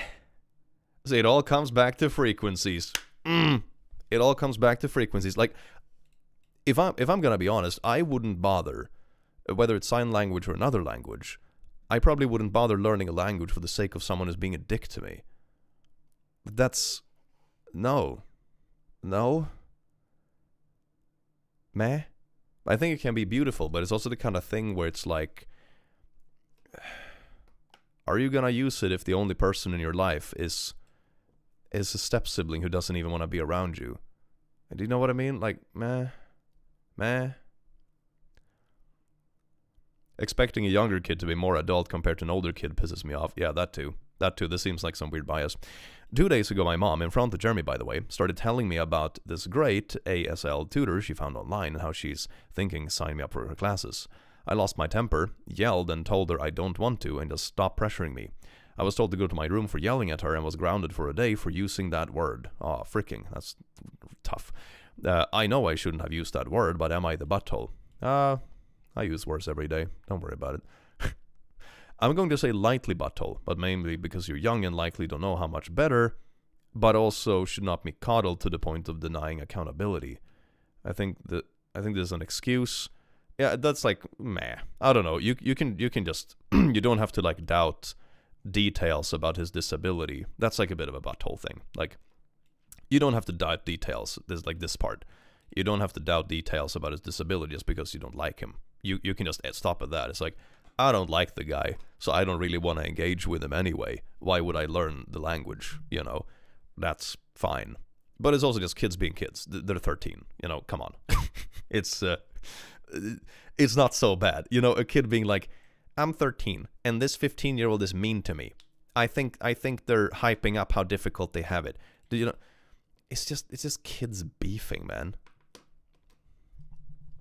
Hearing fatigue is incredibly common. Yeah, I want to say understanding can be difficult to use in a family, but a 15-year-old not wanting to hang out with a 13-year-old, a stepbrother is completely normal and benign compared to refusing to even try to learn how to communicate with him. But yeah, there was a story where a guy got hearing aids and threw them away because of the traffic noise. He moved to the countryside. He was I don't know what that means, but convinced to get them again and was shocked. He thought the traffic... he thought the... Oh, it was the wind? Damn. That's wild. That's a wild, like... Oh, for your information. He was for your But it's not FYI. Or maybe it's supposed to be. I don't know. Anyway, but it was the wind, it wasn't the traffic. That's wild. That's wild. Imagine finding that out after like years of dealing with that. Oh my god. Opie has case of main character syndrome. You mean the kid? The 13-year-old? Grounding for swearing is over the top in my opinion. I mean, I'm from Sweden. We don't really care much about swearing one way or another, to be honest. He's 13, so he's young and dealing with teenagerism, but he needs to let his mother know that his stepbrother is a bit of a bully. Though I ask, why is he a bully? He's 15 and deaf. He might be. I don't know, it sounds like he's just like being... If I'm reading a bit between the lines, it doesn't sound like he's like an active bully, you know, like shoving his head down the toilet or whatever. It just sounds like he's, you know, being a bit of a dismissive douche, which is like, meh, you know, I'm too cool for you, you know, that kind of thing. It's more passive. Sounds like he's just being 15. Yeah, that's what I meant. It's like, that's what I said in the beginning when I was reading it. 15-year-olds are going to think 13-year-olds are uncool and small, and, you know, you're 15, so you're trying to, like, find your footing, and, you know, so meh. I have to wonder if your frustrations over not believing him when it comes to his hearing might be contributing to him not wanting to hang out with you in the first place. Attempting to learn sign language might actually also help you understand Dean's fatigue in a way, because it does take considerably more energy to communicate in a way you're not used to or comfortable with, which I assume is probably part of why you're wary to take it up. If it's difficult to communicate with a 13-year-old, it might also be part of why he seemed dismissive. Yeah, that's true. He is OP not understanding the full extent of this. I mean, I wouldn't expect them to. They're 13, right? They're 13, and they have like this new family constellation coming together, which at 13 can be pretty confusing. You have other step-siblings coming into the picture. Now you're being asked to do like a pretty big ordeal for someone that you don't get along with in the first place. Yeah. I had a very annoying deaf, hard of hearing foster brother. I couldn't stand him. Tried avoiding him. I still tried to learn sign language. How old were you when that occurred? Because this thing just feels like teens being teens, I'm gonna be honest. There's like, it doesn't seem to be any like huge buttholery here. It's like, I can totally see why a 13-year-old is like, I don't wanna go to school more for someone I don't even hang out with, you know? That's sort of what I'm reading into a little bit. It's like, if my parents asked me to take basically extra classes after school when I'm 13, I didn't like school at 13, you know, for the sake of someone who isn't me, I would also be like, meh, what? Grounding for the F word. Yeah, that's also pretty prude, to be honest. Everyone sucks here, but pretty mild. Yeah, it's just like teenagers being teenagers. It's like meh. Meh. Everyone kind of sucks, but the mom does need to be more understanding. What do the stepdad and Dean think? Do they care? Yeah, that's also a good point. Like, is the stepdad interested in, like, bringing that part of it together? Or do they feel it's enough as it is, and it's more important that the stepmom learns the sign language, you know? And so on and so forth. I don't know. But I can totally see that being, like, a thing. I don't think the 13-year-old understands the extent of the disability. How could they? But also, like, grounding someone for saying a swear word is silly and prude. And, I don't know, a 13-year-old not wanting to spend more time in school, basically, because of a step kid they don't even want to spend time with one way or another. I don't know, meh. Sounds meh. Deaf kid might not want to hang out with someone because they don't want to have to try communicate with someone that don't really communicate with them without using a writing tool or cell phone. Sure. A 15-year-old who gets infantilized outside the home probably is icky about being peers with a younger kid. They're sensitive about doing such younger things, and if he's exhausted from having two to hear at school, yeah, that's also true. There's a lot of stuff in this that is, like, hard to know. You would need, like, a second perspective on this story to understand it fully. Like, how exhausting does he individually find his hearing aids, for example? How much do they communicate or hang out? Is the kids even in the same household a lot, for example? Like, are there other parents in the picture on the other side? So, you know, they only overlap a couple of days a week anyway when they're hanging out. You know, like, there's a lot of things that changes the magnitude of how big the relationship is. Does that make sense?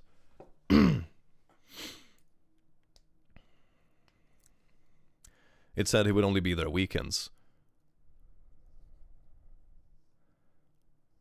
Grounding for a certain point isn't bad for cursing, like grounded for a few hours.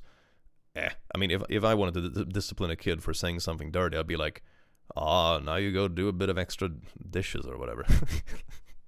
I don't know, vacuum your room. Do something boring for half an hour. That's your punishment.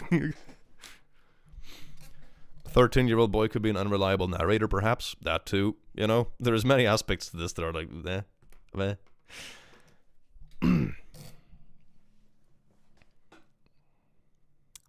I think there might be some jealousy over the mom paying attention to the brother. It happens, and he might not realize it at the moment. That could also be true, like sharing the attention.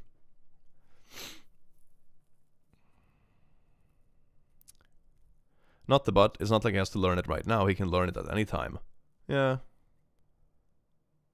That's a good one. Cleaning his room works. That's considered grounding. Yeah. You know, it's like simple punishment. Like, vacuum your room for 20 minutes, you know. Fuck. You should play Omari on stream sometime. Not sure what it is, but thank you for the suggestion. Might look into it. Thank you.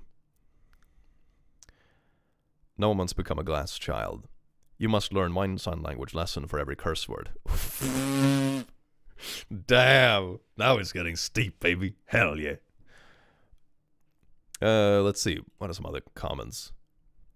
He is a PP, but as someone with hearing aids, I've been considering the implant as my hearing loss gets worse. You have to understand it's not like regular hearing.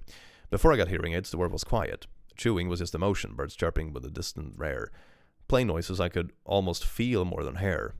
Things were muted. When I got hearing aids, I got to learn many joys of being able to hear. A famous example are cat purring. Aww. Oh, that must be kind of magical though. Oh, fuck yeah. You can feel it, but hearing it is so loud. And suddenly it wasn't just loud things that were bothering me. I could hear chewing, scraping, the click of teeth together, talking, tongues hitting teeth, scratching of skin, sliding of chairs. I guess it gets kind of like unfiltered. Maybe that's why it becomes so exhausting as well.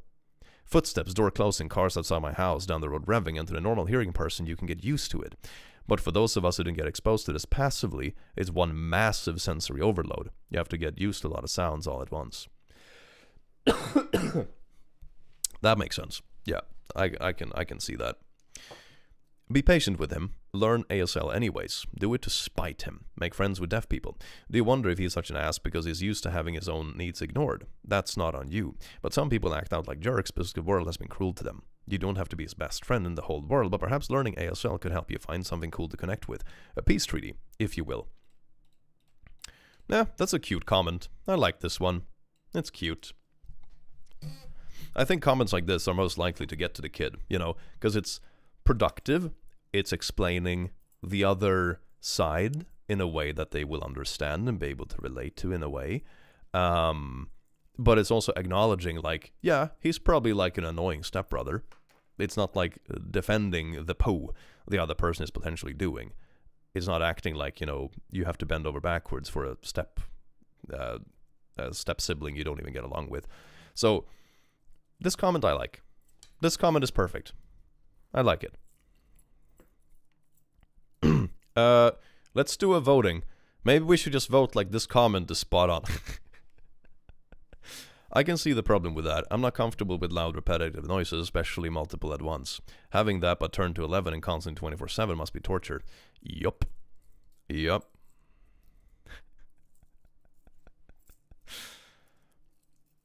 Would a 13-year-old kid still get grounded if he was cursing in ASL? Ooh, that's a good question, because then it's like, do you want to encourage the ASL, or do you want to ground them for cursing? Damn. All right, let's see. Let's see if we can do a vote on this. Who the butt? I don't think anyone is like super butthole here, to be honest. It's not like anyone is being actively malicious. It's like teenagers being teenagers, step siblings having a little bit of friction, the 13-year-old not being super happy when the mom is like, spend more hours in school, which is probably how he hears the like ASL classes, you know. And the step sibling, the 15-year-old, is probably dealing with the difficulties of hearing aid and it being overstimulating and uncomfortable. You know, etc., etc. It's like, meh. Could probably sit down and have a productive discussion about it, to be honest. Anyway, OP, step kid, Timmy. Everyone sucks low key. I think that's pretty good 3 options. OP is clearly pissed he's not being reliable. I mean, that too. I'm gonna be honest. It's like meh. But I think it's a pretty low tier thing. I think this is the kind of stuff that is just like a couple of teenagers involved. They don't like being told what to do. Everyone has their own little issues in life going on. They should just sit down, all 4 of them, and just talk about it. You know, that would be the proper way to deal with this. Just like sit down and have a productive conversation, similar to that comment we read. Honestly. It's the ableism that's bugging me, and it can explain the stepbrothers, Dixon. I mean, they're also 13 years old. I mean, meh. I don't think you're gonna get the 13-year-old to listen by like saying they're ableist. They don't understand it. They're 13. You know, it's better to sit down and talk to them and like this comment did. I think this has a much better chance of getting through to them, because this is the kind of stuff that will make someone legitimately understand. This just sounds like a petty teenager. It's like, meh. Not an excuse? Yeah, maybe not. But they're a small kid. Why was the mom pushing it? Probably just want everyone in the family to get along. I can see why the mom would be pushing it, honestly. But there are better ways to do it. I think they would just need to sit down, all of them, and have a good conversation about it. The mom should explain more, not force. Yeah, like, my thing with it, that's that, sure, you can argue the 13-year-old is being ableist by doubting, like, how uncomfortable the hearing aid is, for example. Like this part, right? Perfectly fine. But they're also fucking 13. Like, they have probably not even encountered hearing aid before in their life. You know, they have no clue how this stuff works. So, I think there's a difference between, like, an obvious child just not knowing how this stuff works versus being actively ableist and malicious. So I think it's better to just sit down and have, like, you know, like this commenter did. I really like this comment because they put it exactly how I would like to see someone present this to a kid like this. I really like this comment because it gets the message across incredibly pleasantly and very pedagogically without tossing bad words at them, like calling them ableist or calling them, shitty or mean or bad or something like that, because that will make people lock up. That will make him defensive. It's been a while since I've caught her live. Welcome in, Pink Joe. I do hope you enjoy your stay. I think the mom is the butt in this situation, since presuming and bugging OP to learn something they don't want and to not even need, but OP is still being a hormonal idiot. I think they could be more pedagogical about it. It's like, have a sit down about it. This is good. Mom gives to let's all get along, we're family now vibes. Good luck with 2 moody teens. Oh, that's gonna be fun. That's gonna be fun. I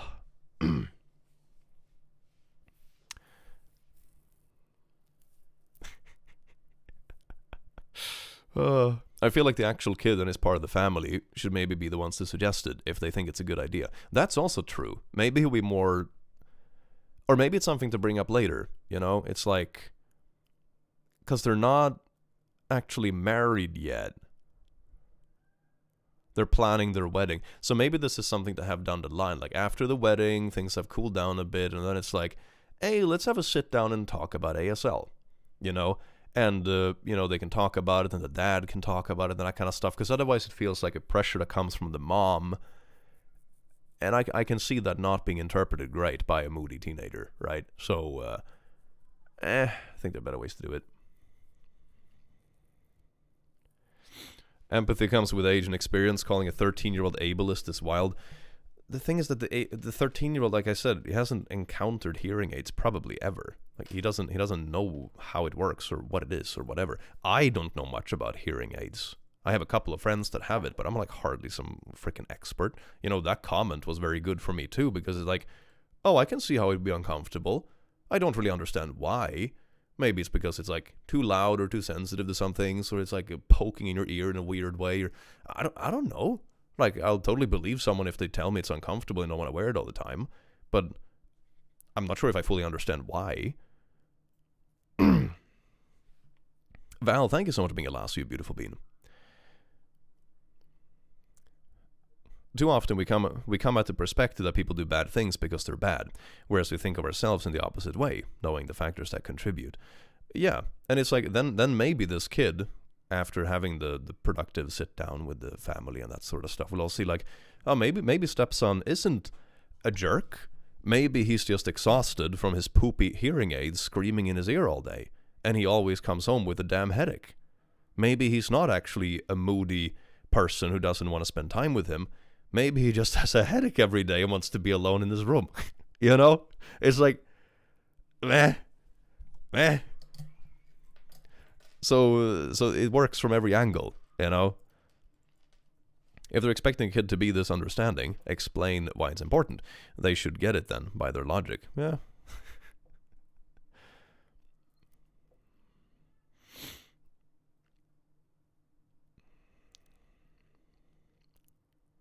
I think a really good punishment for this kid should be taking their hearing away for 24 hours.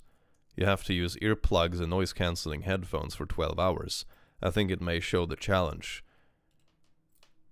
That sounds weird, man. I'm gonna be honest.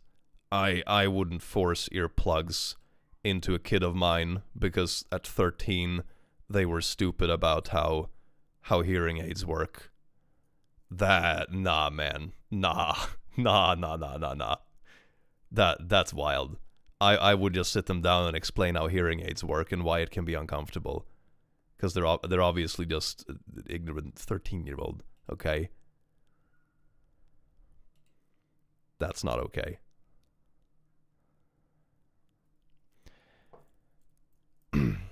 At some time, not for this. Maybe. I don't know. I don't think it's productive, to be fair. I think it's more productive to just sit them down, Because that still wouldn't explain, like, if it's exhausting to use the hearing aid. That seemed to be the main problem. I think anyone can imagine, like, it's difficult. It's better to just sit them down and talk about it in a good way, I think. Guide them. Let's see. Publicly shaming two elderly neighbors and filing a lawsuit against them. Ooh, baby. Oh, this sounds like a Karen story. I'm here for this. Sensory deprivation is literally torture. Ooh.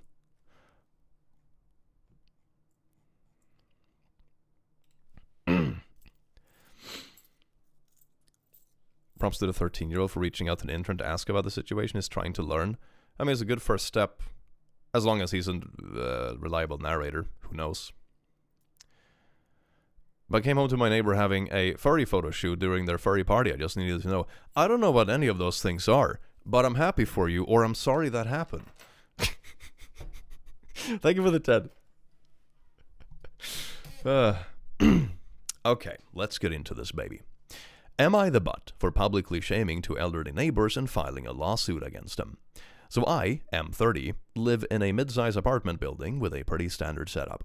There is a building council that oversees maintenance, budget, admin stuff, etc. Everything went relatively smooth until two elderly neighbors, let's call them Mike and Maud, both in their 60s to 70s, decided to make the building their personal chessboard.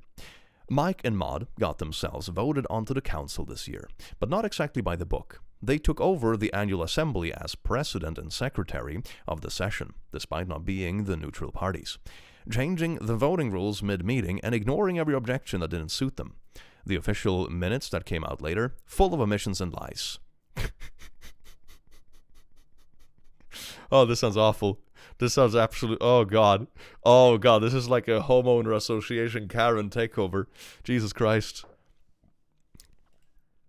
Including a claim that the vote for the council, which they now sat on, was unanimous. Spoiler, it wasn't. I was the only one actually voted in through real consensus. Oh. Okay, damn. Since then, they have overstepped their role over and over, publishing official documents before they were even registered with local authorities, acting on behalf of the building without authorization, and most recently, trying to get me to sign off on a contract as a council, without even involving the building's administrator. That's illegal where we live. This is $5 for Damien Lee. Oh, thank you, Damien Lee, for $5. Yeehaw! Homeowner association, more like fascism. Earlier this year, Mike made a completely false claim that the community could be subjected to asset seizures due to a pending labor lawsuit. Again, not how the law works. I am fairly certain that was meant to scare everyone into letting them settle things without a review of transparency. I tried to handle things quietly. I have been patient. I have offered peaceful ways out. But now, I found a lawsuit to challenge the legitimacy of the assembly minutes and their actions. I'm also preparing a full public report to the community detailing everything. And yeah, it names names. Ooh, boil that tea, baby. Boil the tea. I have been told I'm being petty or cruel. No, when it gets to this point, these are like little wannabe fascists on a power trip in a homeowner association thing, right? This is past the point of petty. They're trying to threaten people and scare them by asset seizures. This is the shit you get in like when fascist dictatorships happen. You know, fuck, man. It's so past the point. It's so past the point of petty that they're elderly and maybe they didn't mean harm. They're in their 60s and shit, okay? They're perfectly capable adults in their sick, okay? They're not feeble 95-year-olds, all right? They're perfectly able-bodied 60-year-olds, recent retirees or whatever. They're perfectly at their full wits, okay? But at some point, not meaning harm still leads to serious consequences. They've lied, manipulated, and acted like they were above oversight. The community deserves the full truth. I don't think it's without intention. They're little power trippers. Am I the butt for going full transparency mode and dragging them publicly and legally after trying to keep things civil for months? No, go ham. I would love to see an update on this. That would be so. It's only 3 days ago, so I don't think there is an update because legal shit is slow. But man, an update would be great. This isn't about being mean to elderly folks. It's about protecting your entire building community from serious legal and financial risks. I mean, they're also like 60, okay? Most 60-year-olds are still in the workforce and stuff, you know? It's like, bruh, they're not like, you know, feeble 95-year-olds sitting in an elderly home, okay? They're perfectly like working age, fully fledged adults and stuff, just running their little fascist scheme on this association. God, man, God. For this story, I thought they meant like medical seizures. I thought you said acid seizures. What? Literal torture. They used it in Guatemala. I don't know how to spell it. And for this story, I thought they meant like medical. I'm not. Are you talking about the last story? Maybe you're talking about the last story. That would make sense. 60 is not elderly. They're not even retired. My parents are still 60. Yes, same here. They're in their early 60s. They're not like old in that way, you know. Like fuck, man. Or maybe OP is like underestimated. Maybe they're 70 to 80. Who knows? But still, it's like, man, nah. They deliberately twisted rules, falsified official records, and spread bullshit misinformation. You tried peaceful solutions and documented everything. Someone has to stand firm when community trust gets trampled like this. Yeah, no, this is such a clear butthole. Let's see. Let's do a little voting. Who is but oldies, or Timmy? That's a great democracy. Look at this. Sample bias, baby. My dad is like 65. There's very little signs of him being elderly. Yeah, apart from like, you know, people in my family that are like 60. It's like, yeah, maybe they have a bit more gray hairs than before, and maybe like some less thick hairlines. But they're like still in the workforce at like good positions and stuff, and you know, they do everything they want, they sport and shit. It's like, no, they're not some feeble elderlies. Are you kidding me? Why are there two oldies? Because I wanted there to be two oldies. Alright? I wanted there to be two oldies. Damn it, who put old Timmy on the homeowner association? Damn Timmy! At least he's getting voted out now. The last story I meant is literal torture at a horrible prison. Oh, the sensory deprivation? Or the sense deprivation? Is that what it was about? Gray hair doesn't make you elderly. Mine started going gray when I was around 15. Holy shit. I mean, to be fair, I had a friend of mine who could grow a full beard and had a receding hairline, so he basically shaved his head when he was 16. He could like buy beer from the liquor store when he was 16 because he looked 25 with a full Viking beard. It was insane. Everyone to Timmy. Timmy, your tribe has spoken. Timmy, get off the homeowner association. Timmy, you're power tripping balls. God. Acid seizures. Okay, medical seizures. I don't remember. I don't know what you're referencing. I'm sorry. Acid seizures. What? What was acid seizures? What? Sign language?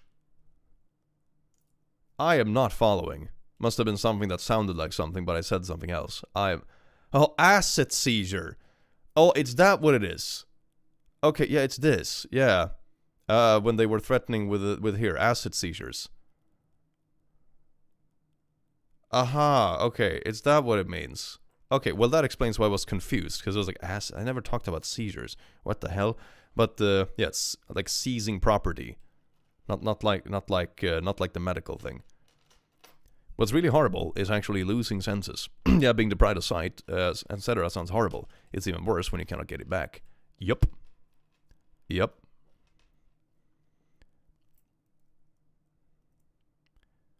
But that doesn't mean you should do it, though.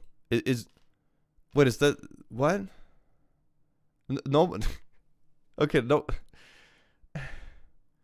Okay, I think we're getting down like a little bit of a weird debating rabbit hole, because I don't think anyone is arguing that, like, wearing earplugs for 24 hours would be worse than actually going deaf. No one has made that argument. But that doesn't justify, like, smacking earplugs on kids to, like, let them know what it's like to have a disability. That's not how you... What? That's still not something you should do. But no one is arguing it. Okay, nah. You sort of lost me on that one. I'm confused if that's where we're going down the rabbit hole. I don't think anyone is arguing that. Anyway. But yeah, no one is arguing that it's worse. Like, why would it be worse? Chat is spiraling. Okay, I think whenever we get close to frequencies...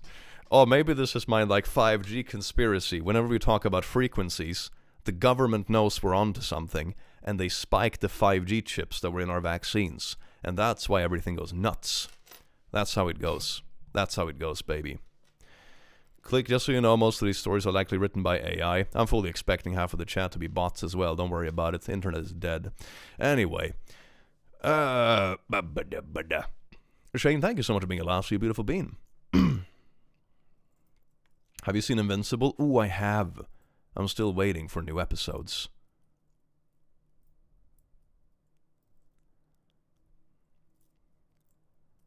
Click, are you okay? You seem off in this live?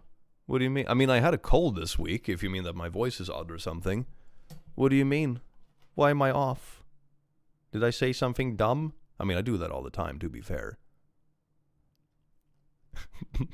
or do you think I'm a bot? Is it like an AI joke? That'd be kind of funny though. It's like, does Click have a cold? Or is he an AI? Oh, that'd be great. I love that. Let's see. Taking my school, asking, do we have anything that looks interesting? Telling a guy at my gym he's a creep and needs to change somewhere else. Ooh, this is like kind of a gym content, like our little main character videos. Hell yeah. Maybe the AI is the friends we made along the way.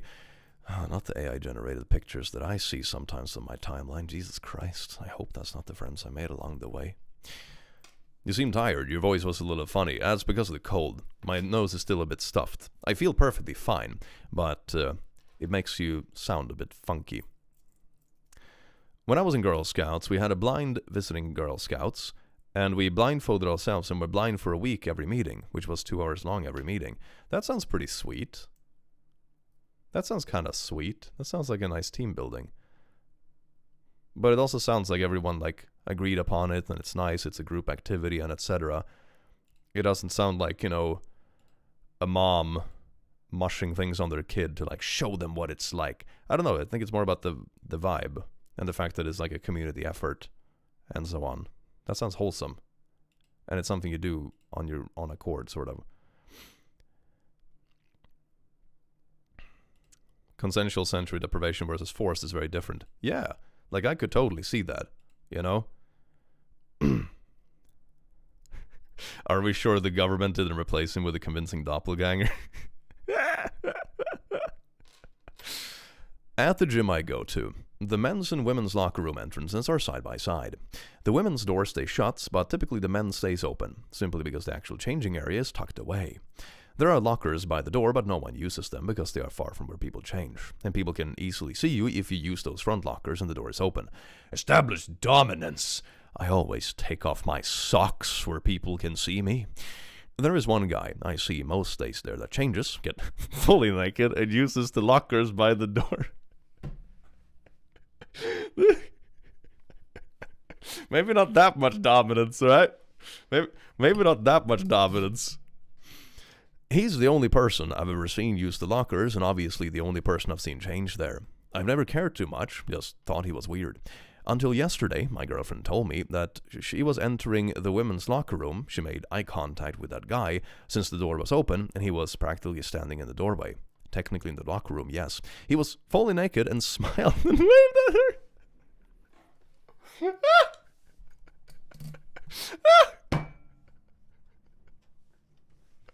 I just imagine this like clueless older dude just like, hi, and just like everything hanging on it.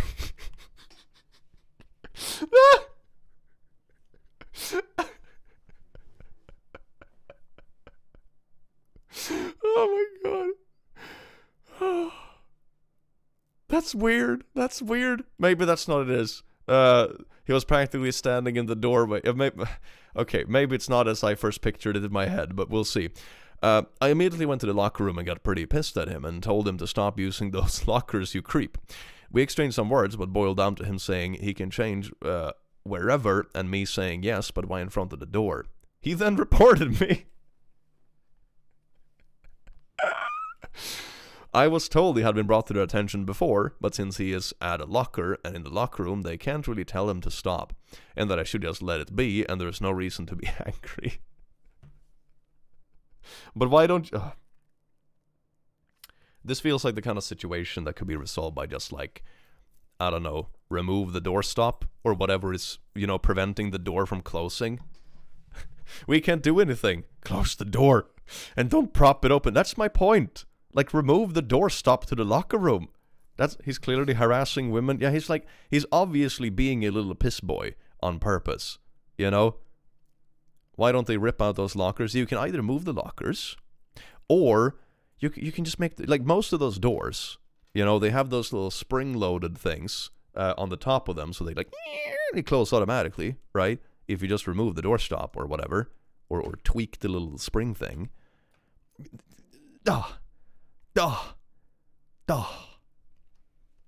He's helicoptering that thing. I mean, it seems very purposeful at this point, right? Like, when I first read this, I thought it was kind of funny, because I just pictured, like, a clueless person. And so I was like, hi! And doesn't even realize they're nude, Just like grandpa at his barbecue and you happen to look over the fence, like, okay, fine. But now it seems way more aggressive, with all this, like, you report him, but being like, hey, man, can you not change in front of the open door? It's like, no, report it. Yeah, no, then it seems more purposeful, not as wholesome, innocent grandpa. One detail, this is in a European country that is fine with nudity. So am I, but not when he's basically just flashing women going into their space. Yeah, I mean, there is a difference between, like, I am in the full nude when I go into the darn saunas, for example, because we don't really give a shit about nudity in the same way. But it's not the same thing. Like, casually sitting in a sauna, like dark sauna, minding your own business, not the same as like helicoptering in the door in the middle of the gym. There is a clear difference. There is a clear difference. What is his end goal? Make people uncomfortable, I guess. Some people get off on like being exhibition-y. At the very least, the gym is the butt for not having the locker room door closed as general practice. That's what we said too! We predicted the comments, chat. Hell yes. It's cheap, quick, and easy to install a self-closing door, and everyone's problem is solved. Yeah, I imagine it's already self-closing. Just someone has put like a dumb doorstop on it, and they're not fixing it. God. Stare at it and get concerned and say, you need to get that looked at. That ain't healthy. And then don't elaborate. What do you mean? Like, I don't want to look at that again. Come on, dude.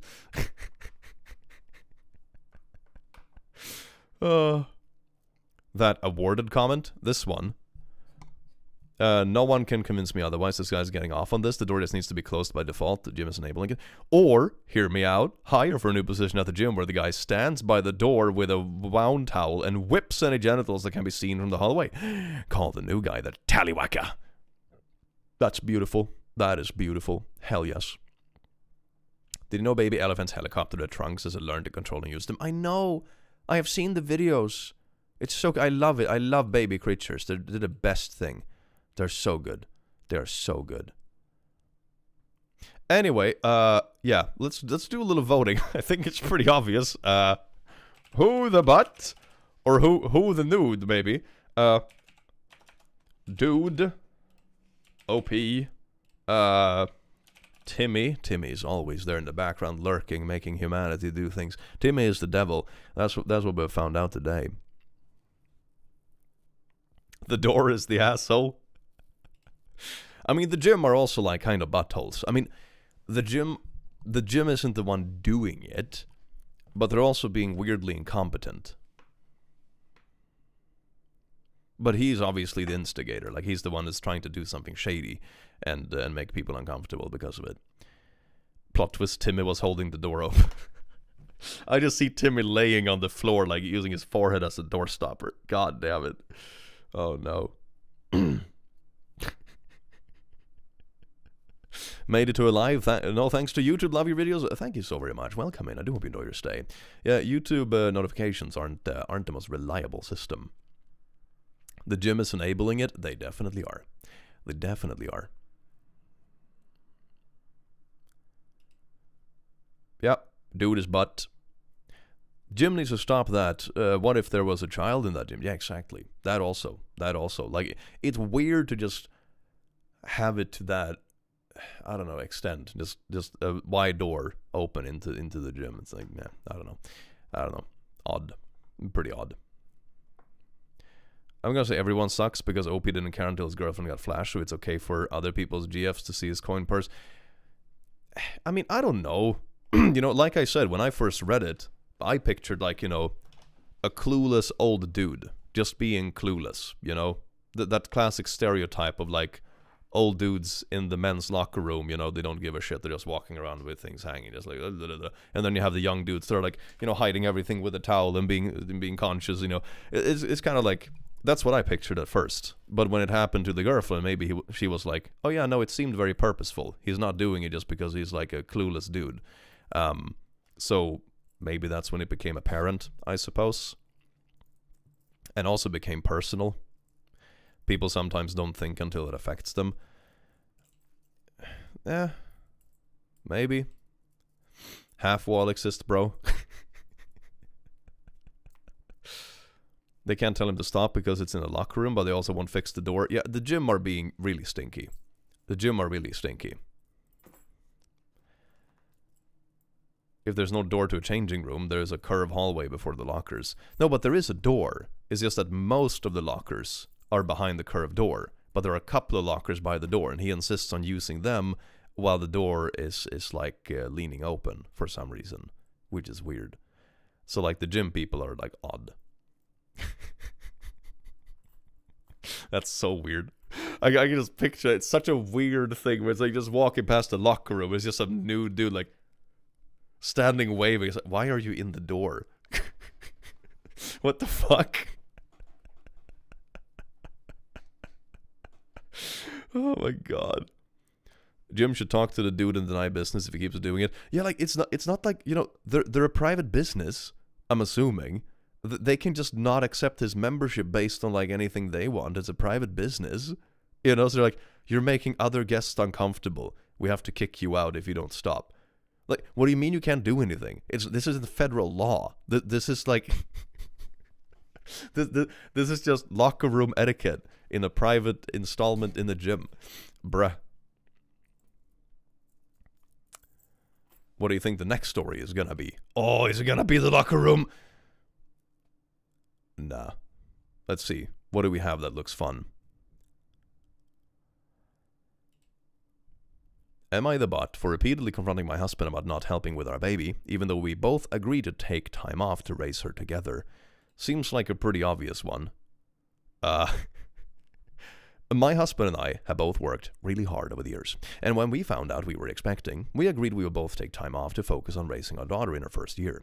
Sounded like a dream plan, and something that we both genuinely were excited about.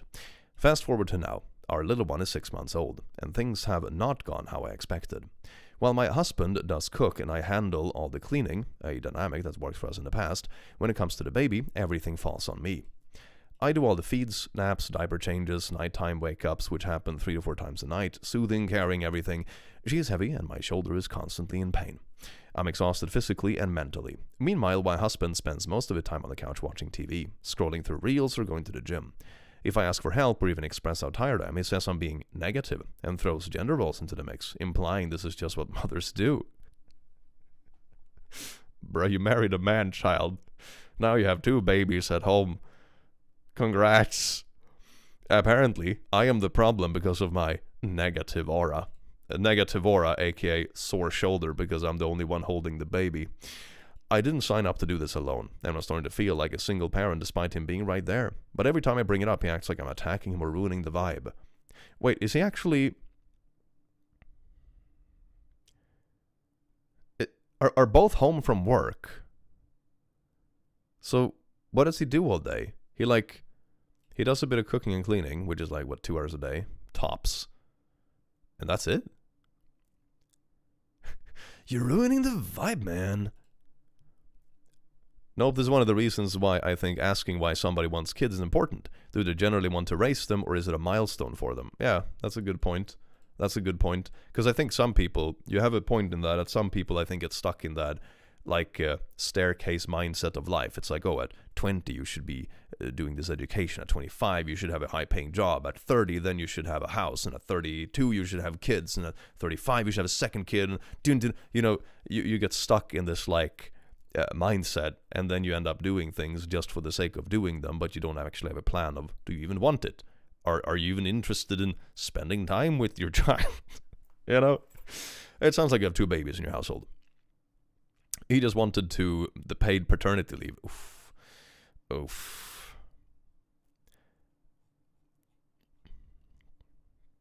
Your husband bait and switched you. Promised to be the dream husband that would do 50-50 and help you raise the new child. Instead, he went back to 1950. He listened to too many alpha male podcasts talking about the good old days where women weren't allowed to vote or have bank accounts.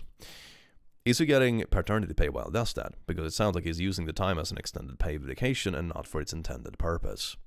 Your husband is most assuredly the butthole here. Yeah, this isn't even like, this is just like someone who said they were 50-50 on the parenting tasks, and now he's just like backing off from it for no reason, and instead he's sitting in like, I don't know, doom scrolling TikTok. Great. He's focused on what a traditional female role is, but doesn't want to take on traditional male role. Yeah. Oh, that's also like a sweet little piece of hypocrisy, right? Like, you, as the man, gonna take paternity leave, not be the traditional husband that works fucking 10-hour days in the coal mine, but you expect the wife to do all the babying? What, you just gonna have time off and not do either? That's not very traditionally alpha male of you. Women's work, what the frick? And also, like, I don't get this about people like this. Like, of course, kids are a handful, and they can come with other stuff, or if kids can get sick or whatever, and it's expensive, and it can be stressful, but kids are also magical. And I think you should think that if you want kids, otherwise you shouldn't get kids. This dude shouldn't have kids, from the sounds of it. Like, damn. So this is doing the man's paternity leave. I think they're both on paternity leave, from what I understood. So, meh. But I don't really understand that. Like, kids are magical. Why don't you want to, like, see your kid grow up? And also, the fascinating thing about it, I don't have kids myself at this point, but I'm starting to have kids around me because some of my friends are getting into that point in life, and like in family and stuff.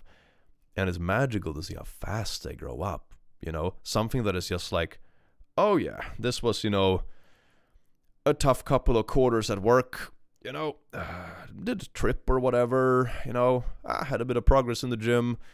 Holy fuck, my nephew is twice the size he was last time I saw him, It goes fast, and it's really magical, and I think it's something that also grounds your sense of time passing, because once you get to a certain point in life, time goes fast. Time goes really fucking fast, and one thing that grounds it is kids, honestly. It's one of the things that grounds your sense of time passing. Another positive aspect I realized with time passing is that back in the day, when I felt like time went slow, for example, when I was like 18, 19 years old or whatever, I felt like a year was an eternity, right? Going to the gym was a pain in the ass because I never saw any progress. Now, a year feels so much shorter, so hitting the gym for a year doesn't feel as much of an eternity as it did when I was 19. So that's kind of a positive I've noticed. Like, repetitive stuff goes fucking fast, which is kind of cool. Gotta see the silver lining. Hell yeah. He's just mad he's not the only baby in the house. She's no longer feeding me milkies and changing my diapers. Shit. Click, just wait until your nephew is suddenly starting college. Oh my fucking god. I have had some of those, like, wild epiphanies, right? Like, for example, I was tutoring at the end of uni, And during part of that tutoring, I was like traveling around and helping kids who were, for example, struggling with certain subjects, that kind of stuff, mainly like math and physics, but I also taught a little bit of language, like English and German. And I remember I had a couple of kids who were like, I found it out later. I didn't actually know because they got recommended. So I was like helping a family member's friend with like some math they needed for uni or something like that. And then apparently her mom was like, oh damn, he sounds really good, and called my boss and wanted me to tutor her kids. So then I came there without even knowing the connection and be like, oh shit, you're the same family. Okay, that's cool. And those kids were like 12, 13 when I tutored them, right? And that was like at the end of uni. That was like right before I started my thesis and shit, right? They're like fucking 20 now. Okay. That's insane. That is insane. Like I haven't changed that much, you know? Between that and that, you know, I was like 25 or whatever. Something like that. Like, sure, I've aged a bit. I graduated, worked for a few years and stuff. But for that, it's like, you know, fuck, last time I saw you, you were 12. Now you're 20 and you live by yourself and you have a car. What? Huh? What? It's insane. It's so fast. You know, for me, it's like, 7 years or whatever. It's like 25 to 32. You know, sure, it's a decent chunk of time, but not that much changes. You're roughly the same person, right? You're an adult to a slightly more adulty adult. For them, it's like kid, and I was like, bam, adult. It's fuck. What happened? Dear God. That's insane. That is insane. Would you recommend tutoring as an evening job for someone in their late years of high school? Last years of high school. Depends on what you want to teach and what age, but I imagine you could do it. I think most of the people that I knew that did it were like in their early 20s. Most of the people did it as extra job when they were in uni. Because then you can also help high school students, which of course, that was most of my clientele at least. I didn't have that many people that were interested in like simpler subjects than that. Around high school is usually when it gets to the point when the parents are like, yeah, I sort of forgot how to do this math. It's easier to have someone else teach them that knows their shit. Whereas younger kids, the parents are usually still more on board, even if it's not their expertise, you know, because it's simpler in general. At least that was my impression, in general at least. There were exceptions, but like 4 out of 5 of the clientele were like high school kids or just about to go to uni. I still can't grasp that I finished school like 10 years ago, and my little brother is turning 18 next year. It's crazy. I was helping to teach him walk and stuff. Bro, I realized, oh my god. Yeah, I saw some like pictures the other day, old pictures on my phone of when I like started uni. That was in 2012. That was when I started uni. I was like a little skinny 19-year-old. They'd be like, ooh, 2012. Oh my god. Phew. Heck yeah, most people at uni who aren't freshly out of their teens. Oh yeah. I mean, in Sweden it's relatively normal, because we turn 19 the same year we graduate high school, normally.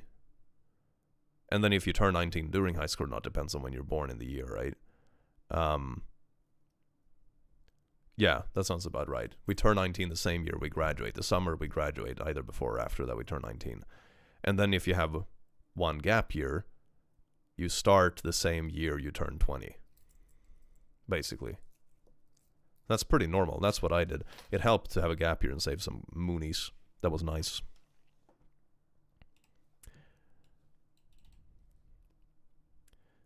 Found pictures of myself from primary school, and I was like, has it really been that long?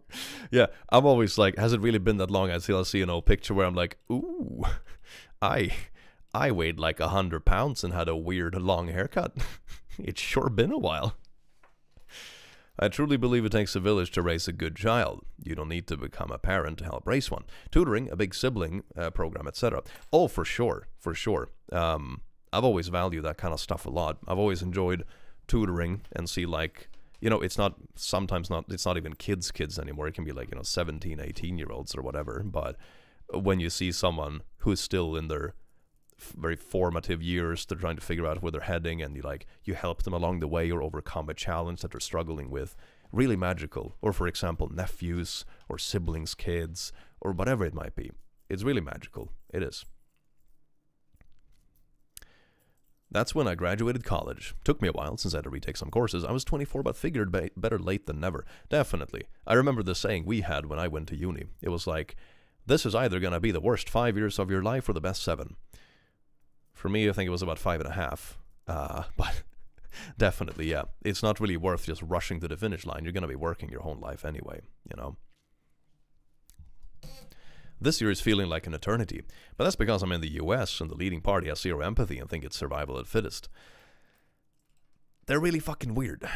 They're really, really weird. Yeah, I agree. Yeah. It's a complete whiplash every single day you open the news.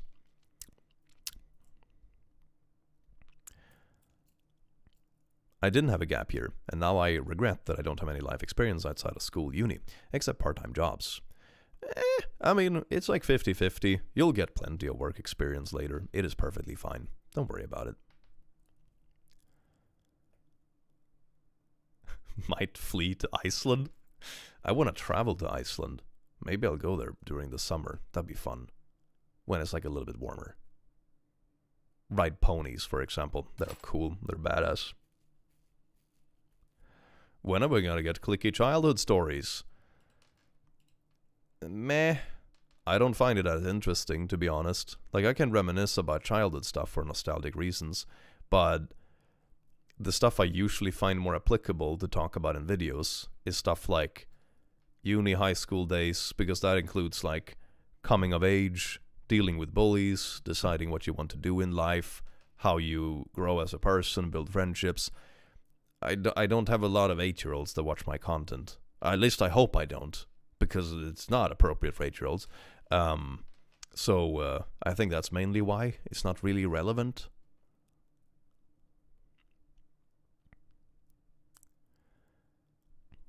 I'm going to Iceland to live with the elves. That sounds like a vibe. Hell yeah. I might tag along. I might tag along. To be honest, most people don't really want what comes with having a village, like giving back, paying forward, and accepting of stranger life choices. I don't know. I think it depends a lot on which circles you spend time in. I have always had very nice, at least for the last 15 years of my life, I would say. I've had very nice, open-minded friend groups and people around me from various different backgrounds and stuff, and I really appreciate that. And it's very cool. You learn a lot from it as well. But depends on where you look, right? Like, some stuff feels alien to me because I see it online. I'm like, damn, I've never encountered this in my life. Sometimes I see people that are way too uptight about things that don't really matter, or whatever it might be. But I think it matters so much on the context and people and stuff, honestly. We have a difference between cult and village. Cult all the way. Hell yes.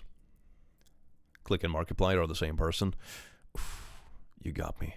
You got me. Clicky, when are you having kids? Chad is good at asking weirdly personal questions sometimes. When I decide to, and I want to tell you, I'll tell you. Click, if you move to Iceland, Simba can be the Yule cat. He fits the bill, yeah. He fits the bill. For sure. For sure. When Simba allows it, Simba is going to be the one swapping diapers for sure. Simba's going to swap diapers. I need to teach him how to do more productive things, honestly. Thanks for the live, Clicky. You are very welcome. You're very welcome. Speaking of thanking for the vibe, it is a little bit late, so I am going to start heading off so I can save my voice a little bit. I still have a little bit left over of the stinky cold, but now it feels like I can talk for a long time at least without coughing my lungs out, so that's very nice. Life feels surreal sometimes in the world we live in. Reality is really stranger than fiction. Reality is weird, which is both fun and kind of worrying sometimes. Thank you all so much for showing up here today, you wonderful, beautiful beings. I really enjoyed this little live session. Stay away from frequencies is what I have learned. Maybe those 5G conspiracists are onto something. Frequencies are the tool of the devil. And once they change that 5G to 500G or whatever, wow, we're all going to blow up. Thank you all so much for dropping by. And I do hope you have an amazing rest of your day. And I will see you again in the very near future. Take care. Mwah.